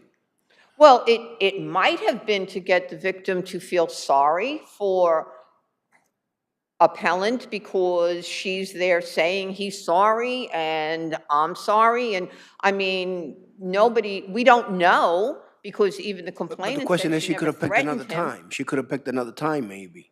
I'm sorry, I can't. She could have picked another time as opposed to 3 o'clock in the morning. Well, yeah, she could. Her timing might have been bad, but isn't the more important question, other than the fact that she is appellant's girlfriend and she had spoken to him, there's absolutely no evidence that she went there because he directed her to.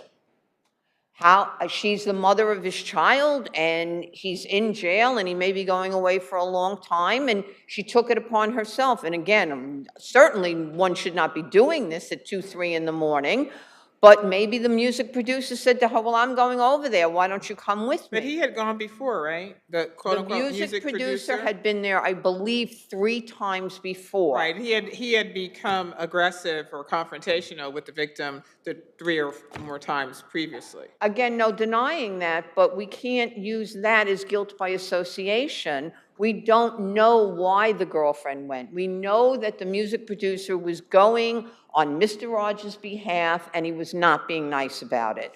We have none of that information as to why the girlfriend went. I'm speculating when I say, well, maybe the music producer was in the precinct and said, hey, I'll take you over there, plead your case. We don't know. What we do know is that there's no evidence that she went there at the behest of appellant. And that is what the people needed to show to get this evidence in. Thank you. Thank you. Vernado versus 330 West versus 330 West 34th Street and 330 West 34th Street versus Vernado.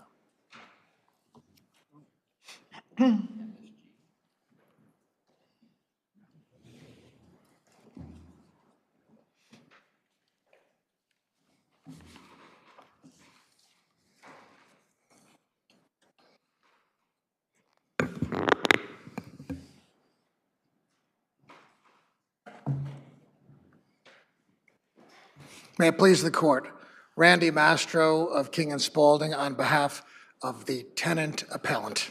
Your Honors, this is an appeal from the confirmation of an arbitration award rendered by a neutral arbitrator who admittedly failed to disclose to the parties in this landlord-tenant dispute. Counsel, don't you think that Mr. Gilbert had an obligation to tell or at least advise the client ahead of time or at least disclose that?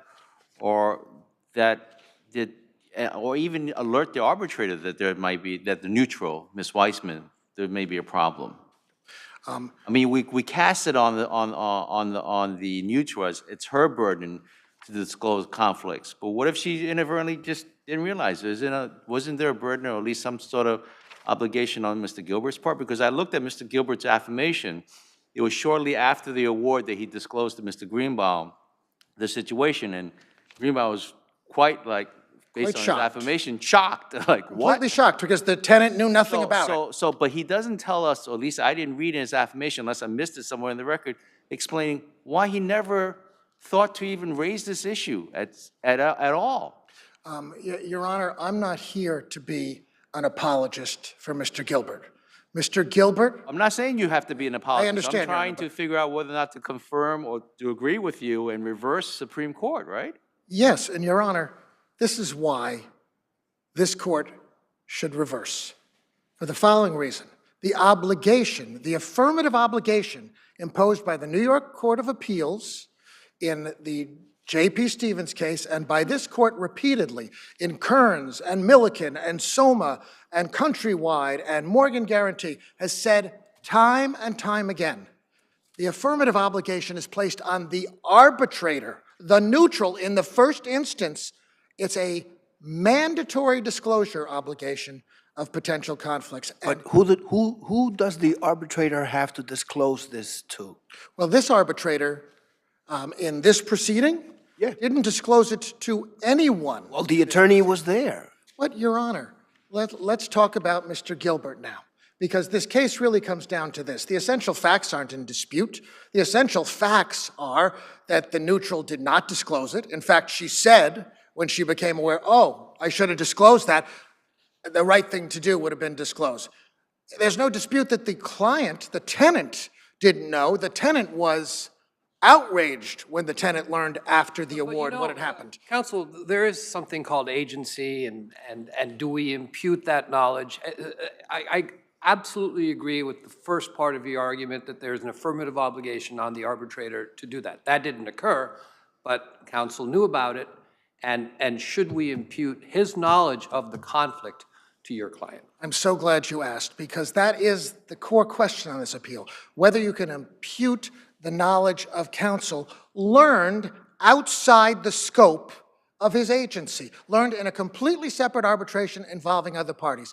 And I respectfully submit to your honors that the landlord here asks you to go where no New York court has ever gone, and frankly, nationally, we did a search, and we have never found a case nationally anywhere where knowledge of an attorney gained outside the scope of his agency was imputed to the client in an arbitration setting. Not exactly. Why does it matter how he gained the information? Your Honor, it matters for these fundamental reasons. He had the information, so I'm not really sure. Why does it matter where he obtained that information, other than, I don't know, whether it was some kind of attorney-client, where it be some kind of confidentiality issue because of the attorney-client privilege or some other privilege. Other than that, I'm not understanding why it matters. I'm going to try to address Your Honor's question. Because the New York Court of Appeals has given us guidance on this in the Center versus Hampton Affiliates case. The New York Court of Appeals said, and I'm quoting, "The general rule," end quote, "is that only, quote, knowledge acquired by an agent acting within the scope of his agency is imputed to the principal." And that's Yes, for good counsel, reason, but Your Honor. The Court of Appeals also said in Kirshner that to fall within the exception to this rule, that an attorney's knowledge is imputed to his or her client, that agent, that lawyer, must have totally abandoned his principal's interests and be acting entirely on his own or for another's purposes. So how do you feel within that? How do you fall within that construct? For the following reasons, Your Honor. There could be a multitude of reasons why that agent is acting completely differently and contrary to whatever interests he may have had in the first case. Talk Let me give you some about examples. this one.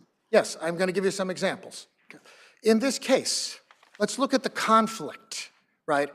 Mr. Gilbert, in a completely separate arbitration, completely separate parties, learns that the neutral in his other arbitration, that that person has gotten there through the party arbitrator and firm appraising in that case, who's also his neutral in the first case. Now, if he blows the whistle, I respectfully submit to you, he's created a world of hurt for his new client in a completely separate arbitration because he's going to incur the wrath of the neutral there, number one. So, counsel, I really diagrammed this one because I got so confused. Who is doing what, when, and where, right? Don't lawyers switch roles all the time? That's not what is so unusual about this? That's not the point, Your Honor. The point, it seems to me, is that Mr. Gilbert didn't disclose, one, because he didn't have an affirmative duty to disclose when he learned something in a separate arbitration. Typically, arbitrations are treated with confidence, and he learned something that could hurt the interests of his client in the other arbitration. There's really no question you're making if he disclosed that it would hurt his client in the other arbitration. So you're making a distinction. You're talking about Mr. Gilbert's duty to disclose, and we're all sitting here, we're all looking at it in points of, from the view, unless I'm mistaken, of imputation to the client. Not so much the disclosure, but whether or not that information that he has now should be imputed to the client. And as my colleague said, there were no confidences prohibiting that or precluding that from him sharing that information. Your Honor, there's a reason why it's... And all the cases you've cited, the conflicts weren't as apparent or as obvious as they were here in this case. I mean, the J.P. Stevens case, there are all subtle shades of differences there, right? I agree with you completely that the that's good. conflict was obvious.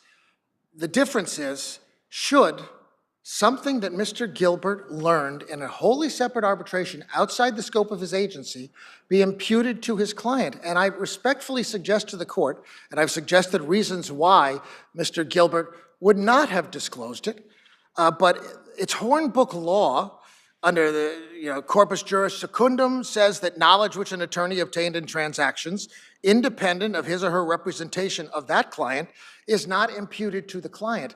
I think there is a sense here, Your Honors, that Mr. Gilbert may have done something wrong, that he should have disclosed it. But to impose that... I think that's what we're saying. We're saying that it's a legal question of whether or not his information is imparted to the client or imputed to the client. And I'm not casting aspersions on Mr. Gilbert. I'm just saying that it's a strict legal... You're asking us, there's two choices, disclosure or imputation. Which is the paramount, right? Which is paramount? I am asking you two things, yes. I am asking you first, the disclosure obligation of the arbitrator was paramount, and that's how we got here in the first place, because she didn't disclose. Two, I'm saying that imputation, the legal principle they ask you to adopt, and to go where no court in New York or anywhere else in the country has ever gone, that you impute the knowledge of an attorney as agent, learned in a wholly separate proceeding outside the scope of his agency, that is a bad precedent. And I say it because it's not good for the legal profession. It's not fair to the client in the arbitration when a lawyer may know information that would hurt one client in one arbitration and he doesn't disclose it in the other arbitration, where he may have confidences or confidentiality concerns in the arbitration context, where he may just have made a mistake. No, when you get the confidences, the attorney has ethical obligations that he cannot disclose or even tell. I mean, that's a clear, you can't impute confidences. This is not confidences. This is something outside of confidences. I think is that what you're going to say? Right. That's But I agree. I think your better argument, and I'm not sure it's a winning argument, is that there was a complete abandonment. That's probably a stronger argument, no? Your Honor, I am suggesting that in terms of complete abandonment, it's obvious that he would have been hurting the one client in the other arbitration had he disclosed to my client in an unrelated arbitration, but where he's also representing. And this is why imputation should not occur in this context. But you know what? Those conflicts occur. If I were to agree with you and say, okay, disclosure is paramount, imputation has no place at all on these facts, that's also, inviting mischief going forward too, because like Justice Schechter said, if you don't like what happened, you can hold back and say, wait a minute, you know what? There's a conflict here, and therefore this arbitration should be vacated because of the neutral's conflict or appearance of conflict, right? There's also that problem too, right? No, I respectfully disagree, Your Honor, for the following reason. There's no suggestion here that Mr. Gilbert did this to create mischief. There's no suggestion that the tenant... I'm just saying, I'm not saying that he's trying to commit, I'm not saying that he's trying to, there's mischief involved here. I'm saying that if we were to agree with you, this decision could sort of send, I think, the wrong signal out there, right? Don't think so, Your Honor, because that's federal circuits and every other state. We cited the cases. They cite nothing. Nobody has a rule that you could impute the knowledge of an attorney gained outside the scope of the attorney's representation to the client in a particular proceeding, and for good reasons. Thank you. You have time on rebuttal. Thank you, Your Honors.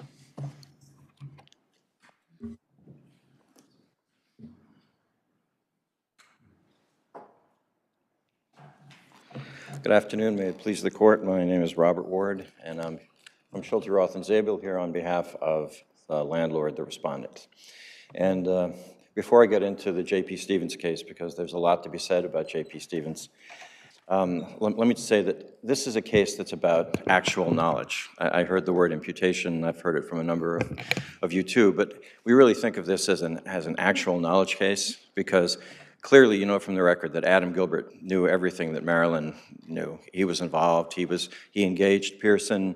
There was a conference during the middle of this arbitration where he and a number of the other arbitrators and experts went and took a call for that other arbitration. It comes down, like I'm hearing the argument here, Mr. Master was saying that you have to protect the arbitration proceeding, right? Because Ms. Weissman had this apparent conflict and she should disclose it. Disclosure is paramount. And my thinking on the flip side is that, well, if the attorney has not confidences, but just knowledge of something, actual knowledge, it's imputed to the client? And does he have a duty to disclose too? Because it's sort of like weighing both sides, right? I agree with Your Honor, and let me say this. Again, we think of this as an actual knowledge case. But wait. Who has the actual knowledge? Well, here, and that's... Counsel has the actual knowledge. Why? You're suggesting, I think, that the client did too. Well, I think so, and based on what? I don't think so. We say so, Your Honor, because here's why. The client here, the tenant here, is an LLC. It's an entity. It's not a natural person. It acts through its representatives. Adam Gilbert had actual knowledge. He was the representative of this client. Mr. Greenbaum. No. Just let's go back to just straightforward agency principle. Sure. He is the agent, as you are the agent of your client. Exactly. So the issue is, I don't think it's actual knowledge that you have but rather whether knowledge you have should be imputed to the client under these circumstances. Well, you know, imputation and actual knowledge, I agree there's a good interplay here in this case, Your Honor, but one thing to think about is that Mr. Greenbaum, he's not an employee of the tenant, he's not an officer, he's not a director, he's not a manager, he's not a member. There's nothing prior to these proceedings, after they lose the arbitration, where somebody comes forth, Mr. Greenbaum comes forth and says, hey, wait a minute, I'm the tenant. If you looked at these proceedings, Your Honor, you would see Mr. Gilbert trying the case, 8 days of it. He appears in the case like I'm appearing before you here today. He's appointed by the client as the agent. By law, under CPLR 321A, I believe, Your Honor, an organization like an LLC has to appear by an attorney. Mr. Gilbert is the eyes and ears of this entity, not Mr. Greenbaum. So that's why we say it's actual knowledge. Now, maybe that's It's not even, you're saying it's not even imputation, you don't even get to imputation. It's, the client is the attorney. Well, Mr. Gilbert is the alter ego of the client. He's the representative, Your Honor, of the client, because there's nobody else here. Now, Greenbaum comes from the woodwork later on and says, well, wait a minute, I'm the tenant. But he's not even an officer, director, manager. He's nothing having to do with the tenant. And there's a self-serving statement, I think, in the reply that I represent the tenant. But this not, if you were sitting there trying this case, whether you were 10,000 feet in the sky or whether you were sitting in the room, you would say Adam Gilbert is representing, and he's the tenant basically here. But let's talk about J.P. Stevens for a minute, because I don't want to miss that. The fact is that what the tenant is saying here is that there's an absolute duty to disclose under J.P. Stevens, and that it doesn't matter what everybody knows or what anybody knows, that you have to disclose it. And that's just not what J.P. Stevens says. It doesn't make a lot of sense. Let me just read a couple of things from J.P. Stevens, because I think it's important. First off, J.P. Stevens, in talking about disclosure, said, the arbitrator should follow reasonable judgment in disclosing potentially disqualifying facts. It doesn't say absolute. It doesn't take an absolutist position. And it says, this is all J.P. Stevens, parties to an arbitration may not, quote, sit idly back and rely exclusively upon the arbitrator's disclosure. Also, the Court of Appeals, again in J.P. Stevens, says generally, the arbitrator is in a far better position than the parties to determine and reveal those facts that might give rise to an inference of bias. Well, that's not true in this case. First off, the Court of Appeals said it's in a better position. It doesn't say it's in the best or the only position.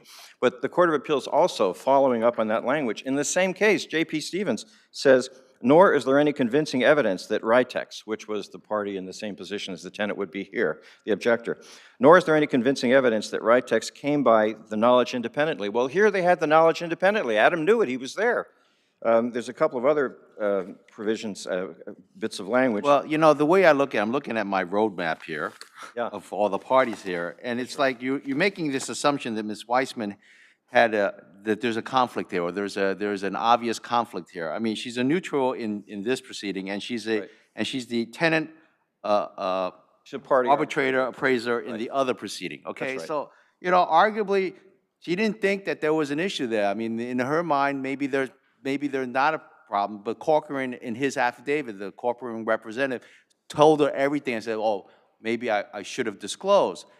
But in her mind, maybe, you know, I don't think there's a conflict. There's no conflict. And that's where it comes in, then perhaps at that point, Gilbert should have done something, right? Well, I think that's right, Your Honor. And let me quote one more bit from J.P. Stevens that I think is relevant to that. And it's not a quote, it's a paraphrase. There what J.P. Stevens said is, we recognize that arbitrations are specialized proceedings, that the participants in the proceedings know the industry and they know the individuals involved. Therefore, they are specifically, you know, the right people to determine the need and scope of disclosure.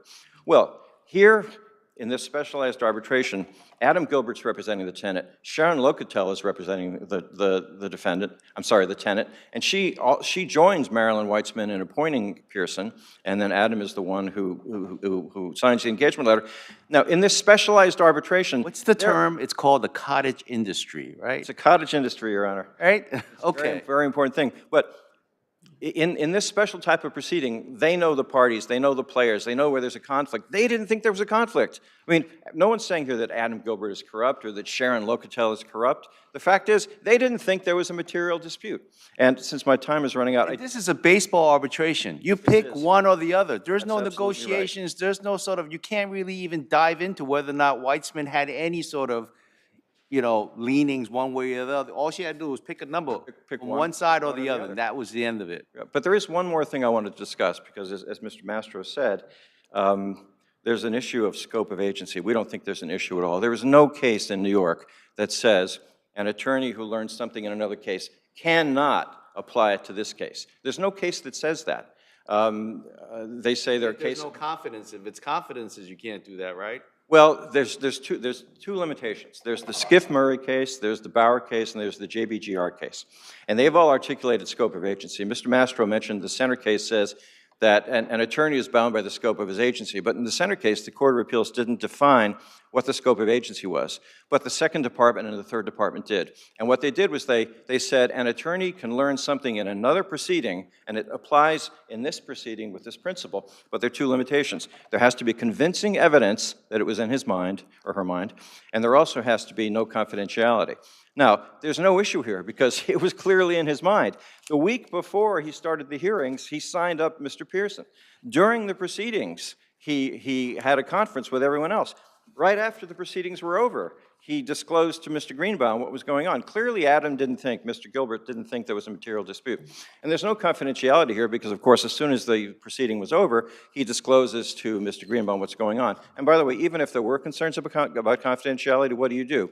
You say to Mr. Greenbaum, well, there's this other proceeding where Marilyn has said to Pearson, you should be the arbitrator. I can't tell you which one it is. I can't tell you how much is involved, but I want to tell you that's what's going on. So there's no confidentiality limitation here. And the fact is, if it's not in his mind, I don't know how he could possibly forget it because it was left and right and in the middle. So, Counsel, what about the argument by your adversary that there was a complete abandonment here, or at least one could infer that from the record? well, I heard that for the first time today, Your Honor. You're going to have to look really hard in the record to see that there's any argument about abandonment. There's nothing in there. And in fact, there was no abandonment. Again, I'll go back to the Court of Appeals case in J.P. Stevens. This is a cottage industry, as Justice Doing said. And these individuals are involved in these appraisals. They go on all the time. The protectors, if you will, of the client here, Mr. Gilbert and Sharon Locatel, it wasn't only Gilbert, it was also Locatel, they realized that this wasn't a material issue. That's why there was no abandonment, there was no reason to disclose. But let me say one thing very, very quickly. One thing that was said in the reply papers that we didn't have a chance to respond to is that in the JBGR case, which is the Second Department case that talks about scope of agency, they didn't overrule the Douglaston case.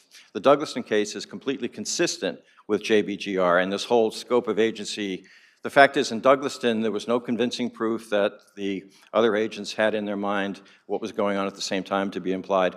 And there was a confidentiality issue, Justice Owing, because in that case, the two board members were fathers of two children who had been involved in some sexual harassment issues or worse, and they wanted to protect their families. So the Douglaston case, which the tenant says, is governing law, is not governing law. It's consistent with the standard in Skiff-Murray and all the other cases where you can import the knowledge that you have from another case into this matter if there's convincing evidence that it's in your mind, and clearly that was true here, and if it was not confidential. Thank you very much. Thank you.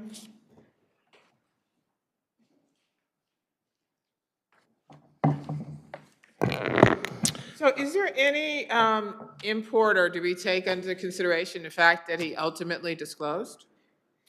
Your Honor, only that after the decision was rendered and the client was outraged as the client could not understand how that decision could have been rendered, that at that moment, Mr. Gilbert said, oh, maybe this had something to do with it. Right. That's what happened. I understand that. So again, that kind of seems interesting to me, that it, based upon the decision, now all of a sudden he remembers that, geez, there might have been an issue, there might have been a conflict. So, Your Honor, I think the important point here is that we shouldn't lose sight of is that this does have to do with the client's actual knowledge. The LLC point is almost nonsensical. Well, that was interesting also because your adversary mentioned the fact that Mr. Gilbert, I don't want to say was, the LLC, but he represented the LLC in all matters. Yeah, you're right. So for all intents and purposes, he was kind of the client. Absolutely not, Your Honor. I represent LLCs all the time. I'm their agent. The LLC is owned by certain parties, has a certain structure and corporate structure. That doesn't make me the LLC. That's So an now absurd argument. So in your representation, or Mr. Gilbert's representation of the client now, he's supposed to represent the client to the best of his abilities, because this is his client. He has this information, and so he is not, I don't want to say using the information, but he's not doing anything about the information. Is he therefore representing the client to the best of his abilities? Your Honor, whatever reason Mr. Gilbert had for not disclosing the information could have been he didn't appreciate the magnitude of it in the context of a completely different representation, or that he thought if he disclosed it, because this was a very serious conflict, Your Honor, that he would be hurting his client, separate client, in a totally separate proceeding, because it's not just that the neutral in our case was a party arbitrator in the other case, it's that the neutral in our case got the party appraiser, the expert in our case, appointed as the neutral in the other case. You know what, Mr. Master, That's not even close to being Mr. Master, I got to tell you, that sounds really speculative, because these are all professionals. You know, when you're saying something like that, that's giving a slight to the professionals in this Your industry. Honor. I'm not so sure that that's Your Honor, a fair assessment of what would happen. Your We Honor, don't know what would happen. That's purely speculative. at this That's point. why you have the affirmative obligation on the arbitrator's part to disclose. That's why she said the right thing to do would have been to disclose. That's why Mr. Corcoran, who also is an arbitrator and was the party arbitrator here, but said and that's he's why never seen anything so egregious in his life. I don't disagree with you, and that's why Supreme Court also made that point, saying, well, this could be also a situation where you don't like what you got, and this is the only argument you got. It isn't at all, Your Honor. The client didn't know, and I don't hear anything to the contrary. The client didn't know. And the fact of the matter is that under New York law, J.P. Stevens, Milken of this court, you have to make a knowing and intentional, that's what this court said, intentional waiver. How could the tenant have made an intentional waiver when the tenant didn't know about such an egregious conflict? The cases that this court has held were sufficient conflicts to require overturning, like in Milken. It was just that the arbitrator sometimes had cases, he was a lawyer in Milken, sometimes had cases where he did them with one of the firms before him, okay? Not even the same person. And this court said, oh, that should have been disclosed, even though who knows whether that affected the decision or not. Here, there's a huge incentive for the neutral in our case to have curried favor with who was the party appraiser in our case, or expert, who's now the neutral in the other case. Thank you, getting that person counsel. appointed. Thank you both very much. Thank you. Parkington versus New York State Division of Housing.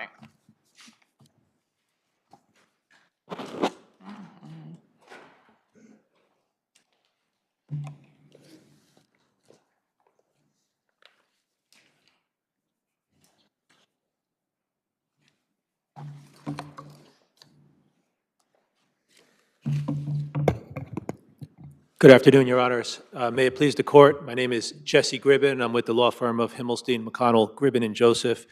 We represent the appellant, Patricia Tarkington.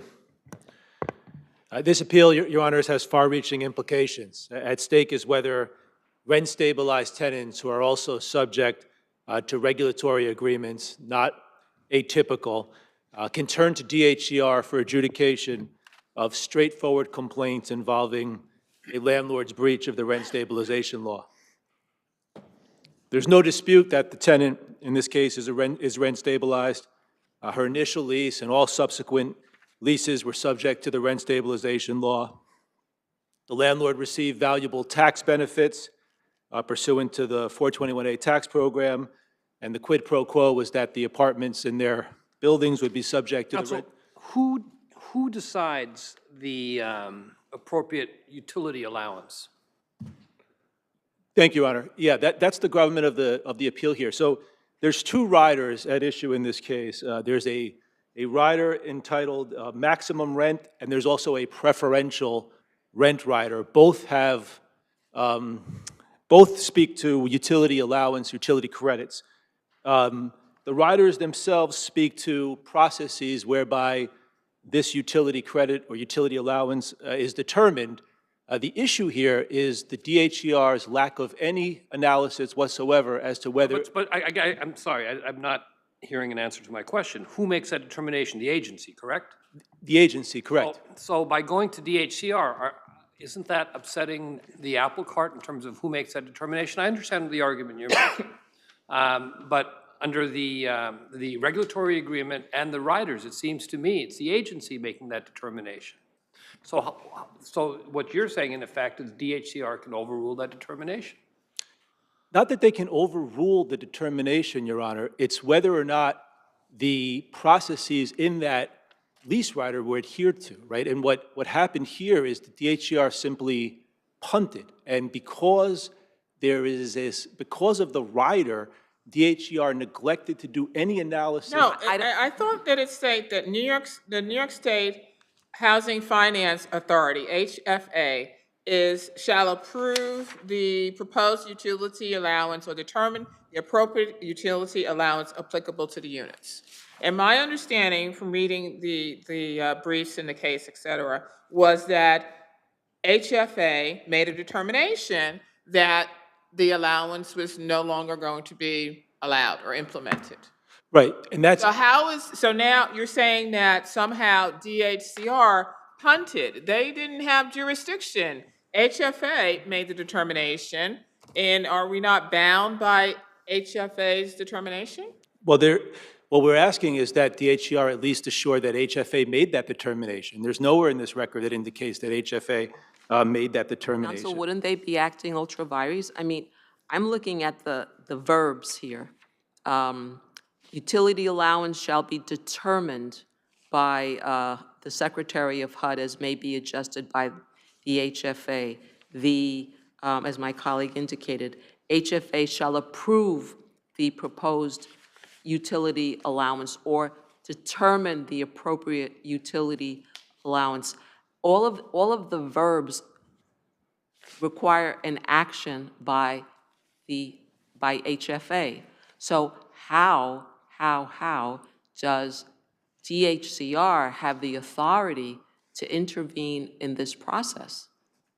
They have the authority to assure that the process is undertaken as rent-stabilized tenants turn to the agency tasked with enforcing the rent stabilization And what's law. their enforcement authority? Ask the owner to show them some proof that the agency, that the utility, that the taking away of the utility allowance was authorized by the agency. But isn't that a claim that you have against the agency? I mean, it would seem to me that you bring an Article 78 or maybe a class action lawsuit, as I think you have.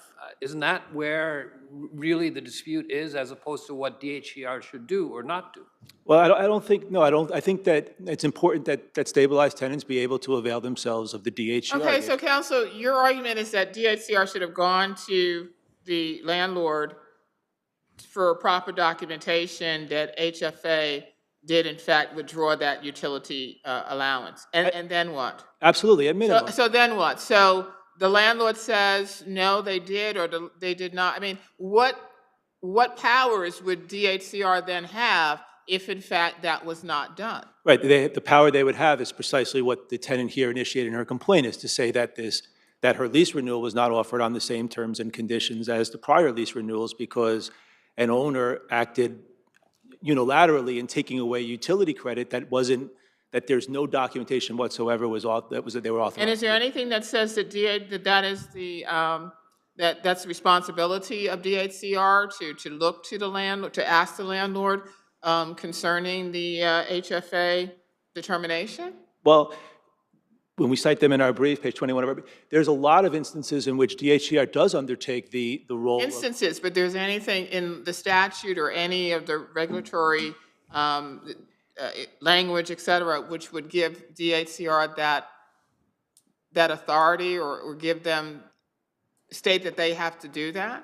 Well, certainly DHCR has jurisdiction to determine whether a lease is renewed on the same terms and conditions.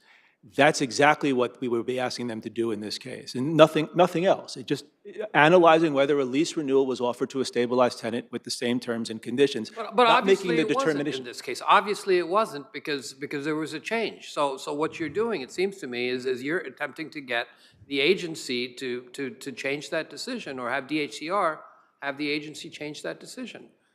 Adhere to the process and assure that that was done properly. Thank you.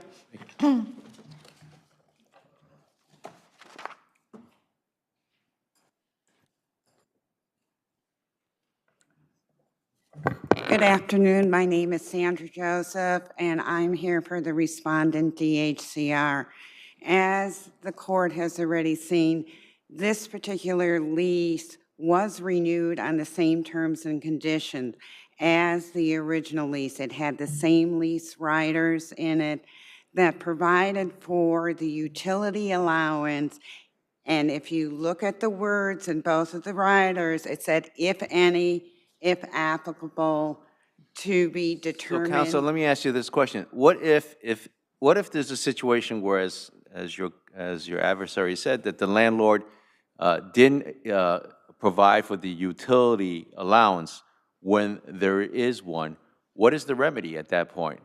Not to go to DHCR, right? Because you're saying that we don't have jurisdiction about that. So where do they go? They go to HFA, and actually in their brief, and they mention it 3 times, that is pointed out in DHCR's brief, that they didn't want to do that because it would have been more expensive to do it that way than to just file a lease complaint with DHCR, where DHCR has no jurisdiction.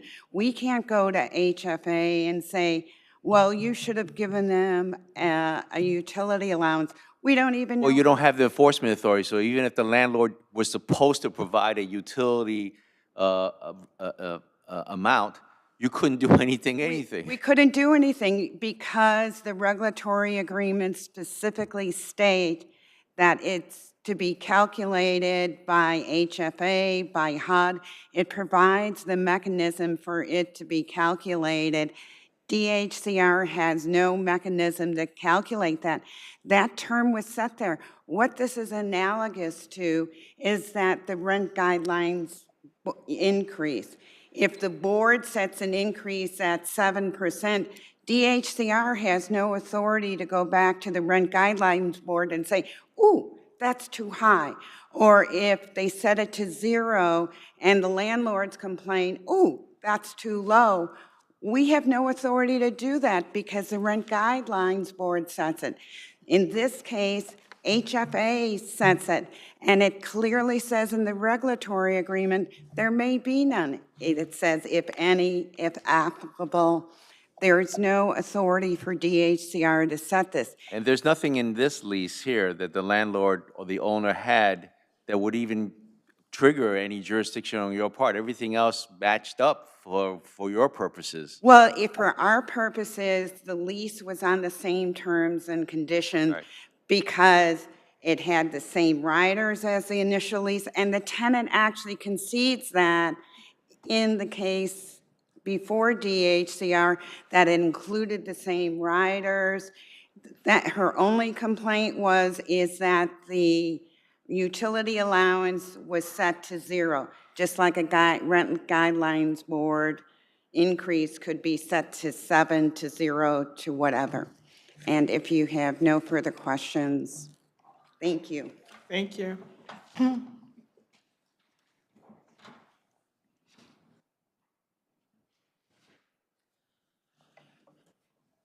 Good afternoon, Your Honors. May it please the Court. Justin Weitzman from Rosenberg and Estes on behalf of the respondent, 44 Street Development, LLC.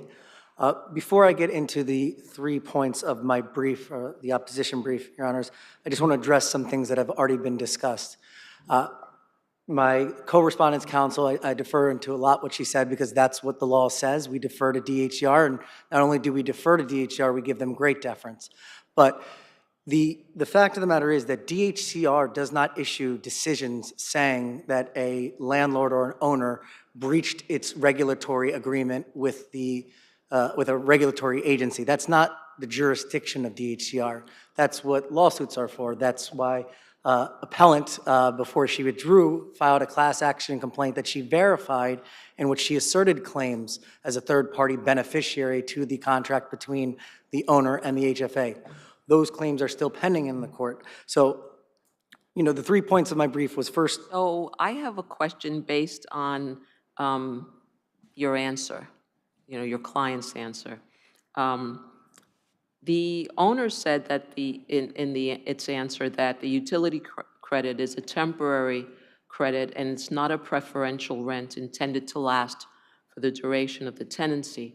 It also says in further part that the owner has elected to discontinue the utility credit since it's not required. There is no intent to discontinue the preferential rent. So my question to you is, is it your position that the owner can discontinue the utility credit with no repercussions, having no interaction whatsoever with the HFA? Or are you limiting your opposition to saying, this was the wrong place to fight me? The latter, Your Honor. The record before the DHCR and the record before Your Honors here has to do with a jurisdictional issue. The fact of the matter is that pursuant to the plain language of the lease, which Justice Frank in the lower court seized upon, is that as the DHCR's rational basis in determining that it did not have jurisdiction over the rents inclusive of utility costs, whether it's characterized as utility credit, utility allowance.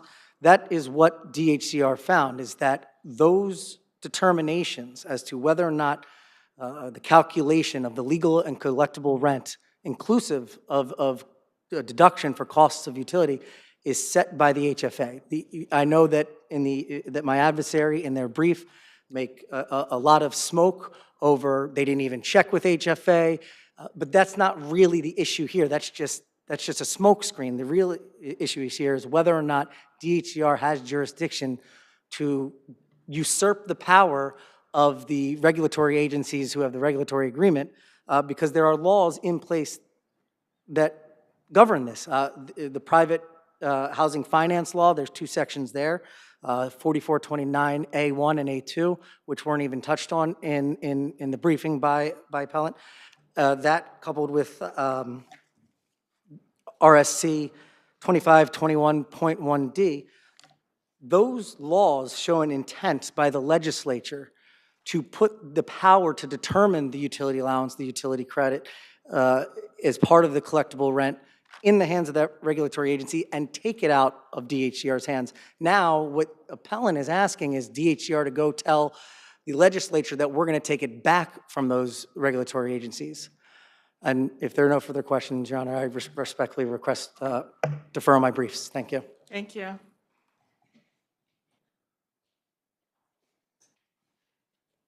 Thank you, Your Honors. Just very briefly, we're not asking that DHCR usurp HFA and set the utility allowance. That's not what this appeal is about. But that's precisely what you're asking. Ultimately, the result would be if DHCR were to agree with you, then the whatever the prior allowance was would be reimposed, because that's what the prior lease said. So isn't it an end run? Well, no, Your Honor, and it's in the record.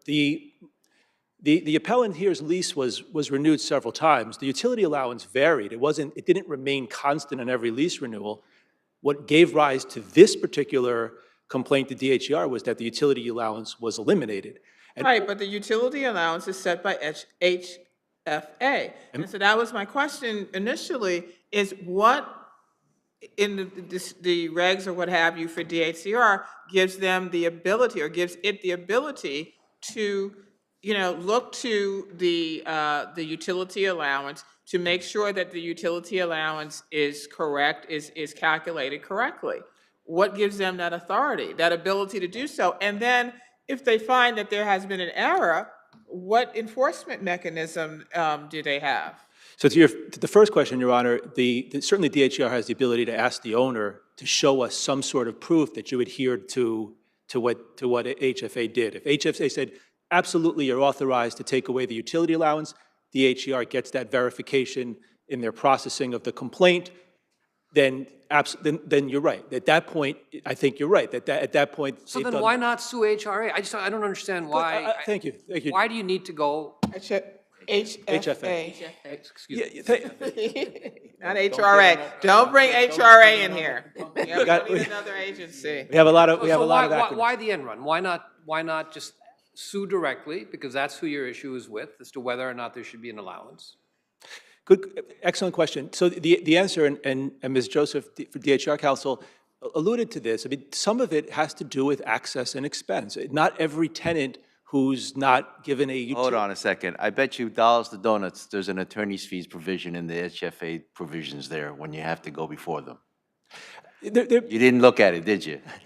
There may or Okay. but Your Honor, even if there were, right, and we all, practicing attorneys, we know that just simply because there's a statute or something that triggers attorney's fees, it doesn't mean that some attorney is going to take it on for free and process the case in the hope for getting fees, or a tenant of this is low-income housing is going to be able to pay affirmatively in the hope of recouping their fees. I just don't think that you sue an agency because you figure it's going to be cheaper to sue that particular agency, or it's more expedient to sue that particular agency, as opposed to suing the correct agency, and the agency which in fact has jurisdiction, and the agency which in fact makes the determination. I'm just kind of throwing that out there. But thank you very much. Appreciate it. Thank you, Your Honor. Skanska USA versus Harleysville Insurance. No.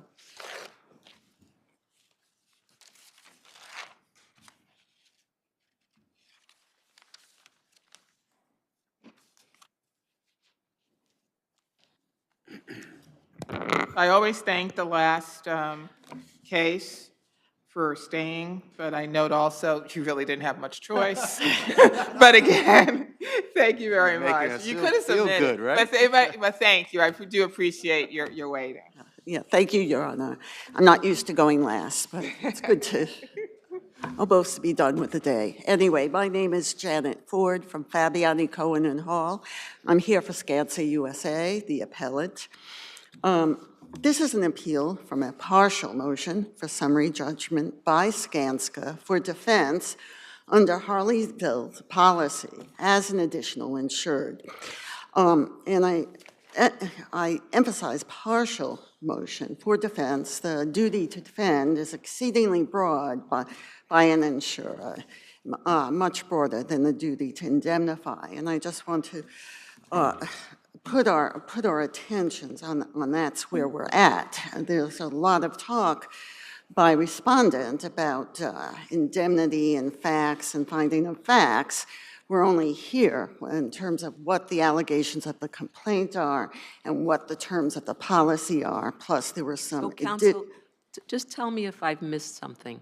So the problem here is that the tender letter didn't mention the fact that there's a CCIP. That's correct. Okay. And a problem that I have is that I don't know how long or do we know? Let me change that. We don't know how long the Harleysville investigation was, or how long it took for them to uncover the existence of the CCIP. How can there be a grant of your application for partial summary judgment? Okay. Well, yes, Your Honor. This was not just any adjuster. This was a claims examiner in the New York labor law unit of Harleysville. They deal with construction claims all the time. It's preposterous to think that they have to read 500 pages of a policy to figure out what exclusions may apply. That's not all they did. They also had to speak to other people to find out whether or not there was a CCIP program in place. Well, the wrap-up exclusion is common in a lot of... So it's your argument that they should have known, I guess, is what you're saying. Let's put it this way. An adjuster had only to look at 2 pages of the policy, the form schedule, where they'd find there was a wrap-up, go up to the wrap-up exclusion. The tender letter had the name of the person who was tendering, that the name, the email, the phone number, and the fax. He could have picked up the phone and say, this is a big project. Was this covered by a wrap? Yes. That would have taken 4 or 5 days. And that is something that, the adjuster should have known.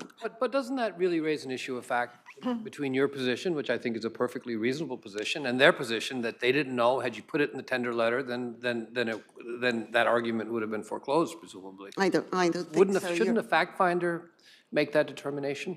No, because, look at the Munoz case. There was a similar case that this department considered the same thing, that where it should have been readily apparent that there was a disclaimer.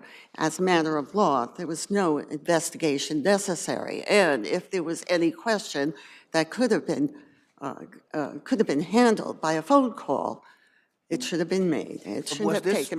readily apparent from the tender letter that there was a CCIP program in place? It was readily apparent that this was a large construction. This was a large construction. It was readily apparent from the form schedule that there were various exclusions, one of them being a wrap-up. And the tender letter. Aren't you asking us to speculate, counsel? I'm sorry? Aren't you asking us to speculate? I mean, you're saying it should be readily apparent, they should have known, like there should have, would have, could have, that kind of argument? Not by the case law. If you look at GPH Partners and the Munoz case, which, by the way, respondent never distinguished or addressed, they found as a matter of law that there was no speculation. If you look at the investigation, the adjuster never even contacted the person tendering the letter on behalf of Skanska. So there was something wrong with that investigation immediately, right then and there. Correct me if I'm wrong, but it's 45, it was 45 days, right? And you're just saying it just took too long, right? 49 days. 49 days. It shouldn't have taken 49 days. It should have taken maybe, in your mind, 24 hours, right? 48 hours. A week. A week, right? But so that's all it boils down to, whether or not it was just timely, right? And if we agree with you, that's it. But if we disagree with, so that goes back to my colleague's point. Isn't there like a factual issue here about timeliness? Because the statute doesn't give you a lock-solid time. It just says reasonable, right? Well, that's where you have to go to the case law to see what this court has determined in the past. There are a lot of cases out there. Generally, the case law is, in fact, it's an issue of fact. Right. Yes, but timeliness is found very often as a matter of law. So that's. But only in circumstances where it's readily apparent. And so that's the tension, correct? Or that a diligent investigation was made, and that's the other question, if Harleysville made a diligent investigation. Thank you. Okay.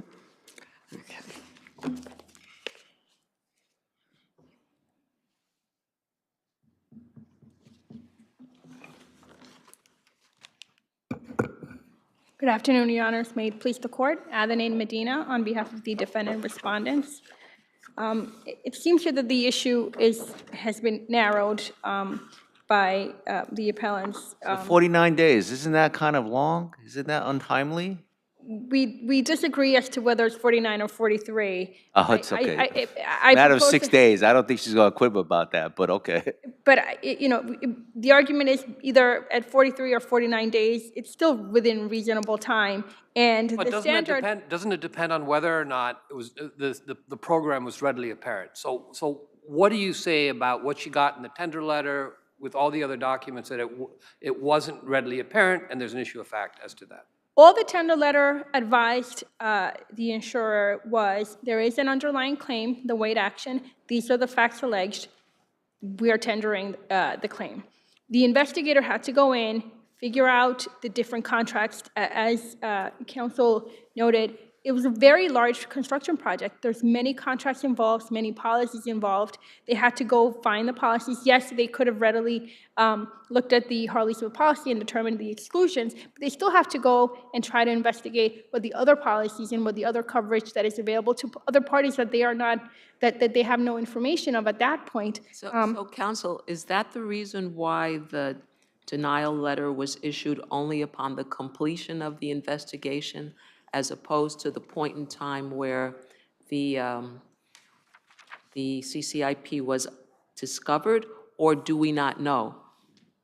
If I understand your question correctly, is whether which portion of the information that was received is what triggered the disclaimer. And the disclaimer was based on two issues. So one was the determination that the allegations, the underlying allegations, were not covered by virtue of the fact that the Provided name versus insured. enrolled. Right, the name insured, it was discovered that the claims do not really relate to the work of the name insured, so that's one aspect. And then the other aspect was they figured out that there was not only the exclusion, the CCIP exclusion, but also the fact that the plaintiff was covered under the CCIP. And the case law out of this court provides that there is an obligation, there is no obligation to provide disclaimer piecemeal. So they don't have, the insurer has the right to conduct a proper investigation, and it doesn't have to disclaim piecemeal. So having learned that the name insured was not going to be coverage based on the allegations as against the name insured, they still had to investigate the other exclusions that were potentially available. And this court has held over and over again, the disclaimer does not have to be piecemeal. The insurer has the ability to conduct a thorough investigation and wait for reasonable information available to it. It does not have to rush to disclaim based on the incomplete information. And that's what happened in this case. 49 days is not unreasonable. 49 days, under the circumstances of this particular case and the facts available, when the tender letter was received, it's not unreasonable. And we submit not only that the trial court's decision should be affirmed to the extent that the denial of summary judgment as to the plaintiff, but also to the extent, but we also submit that the court should go further and actually grant full dismissal on the issue of timeliness and find that the disclaimer was timely as a matter of law. There's an issue of fact. I'm sorry? There's an issue of fact as to whether or not the delay in disclaiming was reasonable. That's what the trial court found. Right. And we agree that summary judgment should have been denied on those grounds, but we also submit, it's our position. I'm sorry, you want us to search the record and grant you summary? Is that what you're asking for? We are. Okay. Okay, thank you. Thank you, Your Honor. Might as well go for all of it. Can't hurt. Yeah, Your Honor, the law is not that an insurance company should not give piecemeal disclaimers. It's quite the opposite. As soon as an insurer learns of grounds for disclaiming coverage, it must disclaim immediately, and it must do an investigate properly. But that's the point. It must do an investigation, because there are other grounds, right? It's not just on the CCIP wrap-up exclusion. There are other grounds that they have to look at, correct? Yes, but as soon as you find out that these grounds for disclaim, you must disclaim immediately. Right.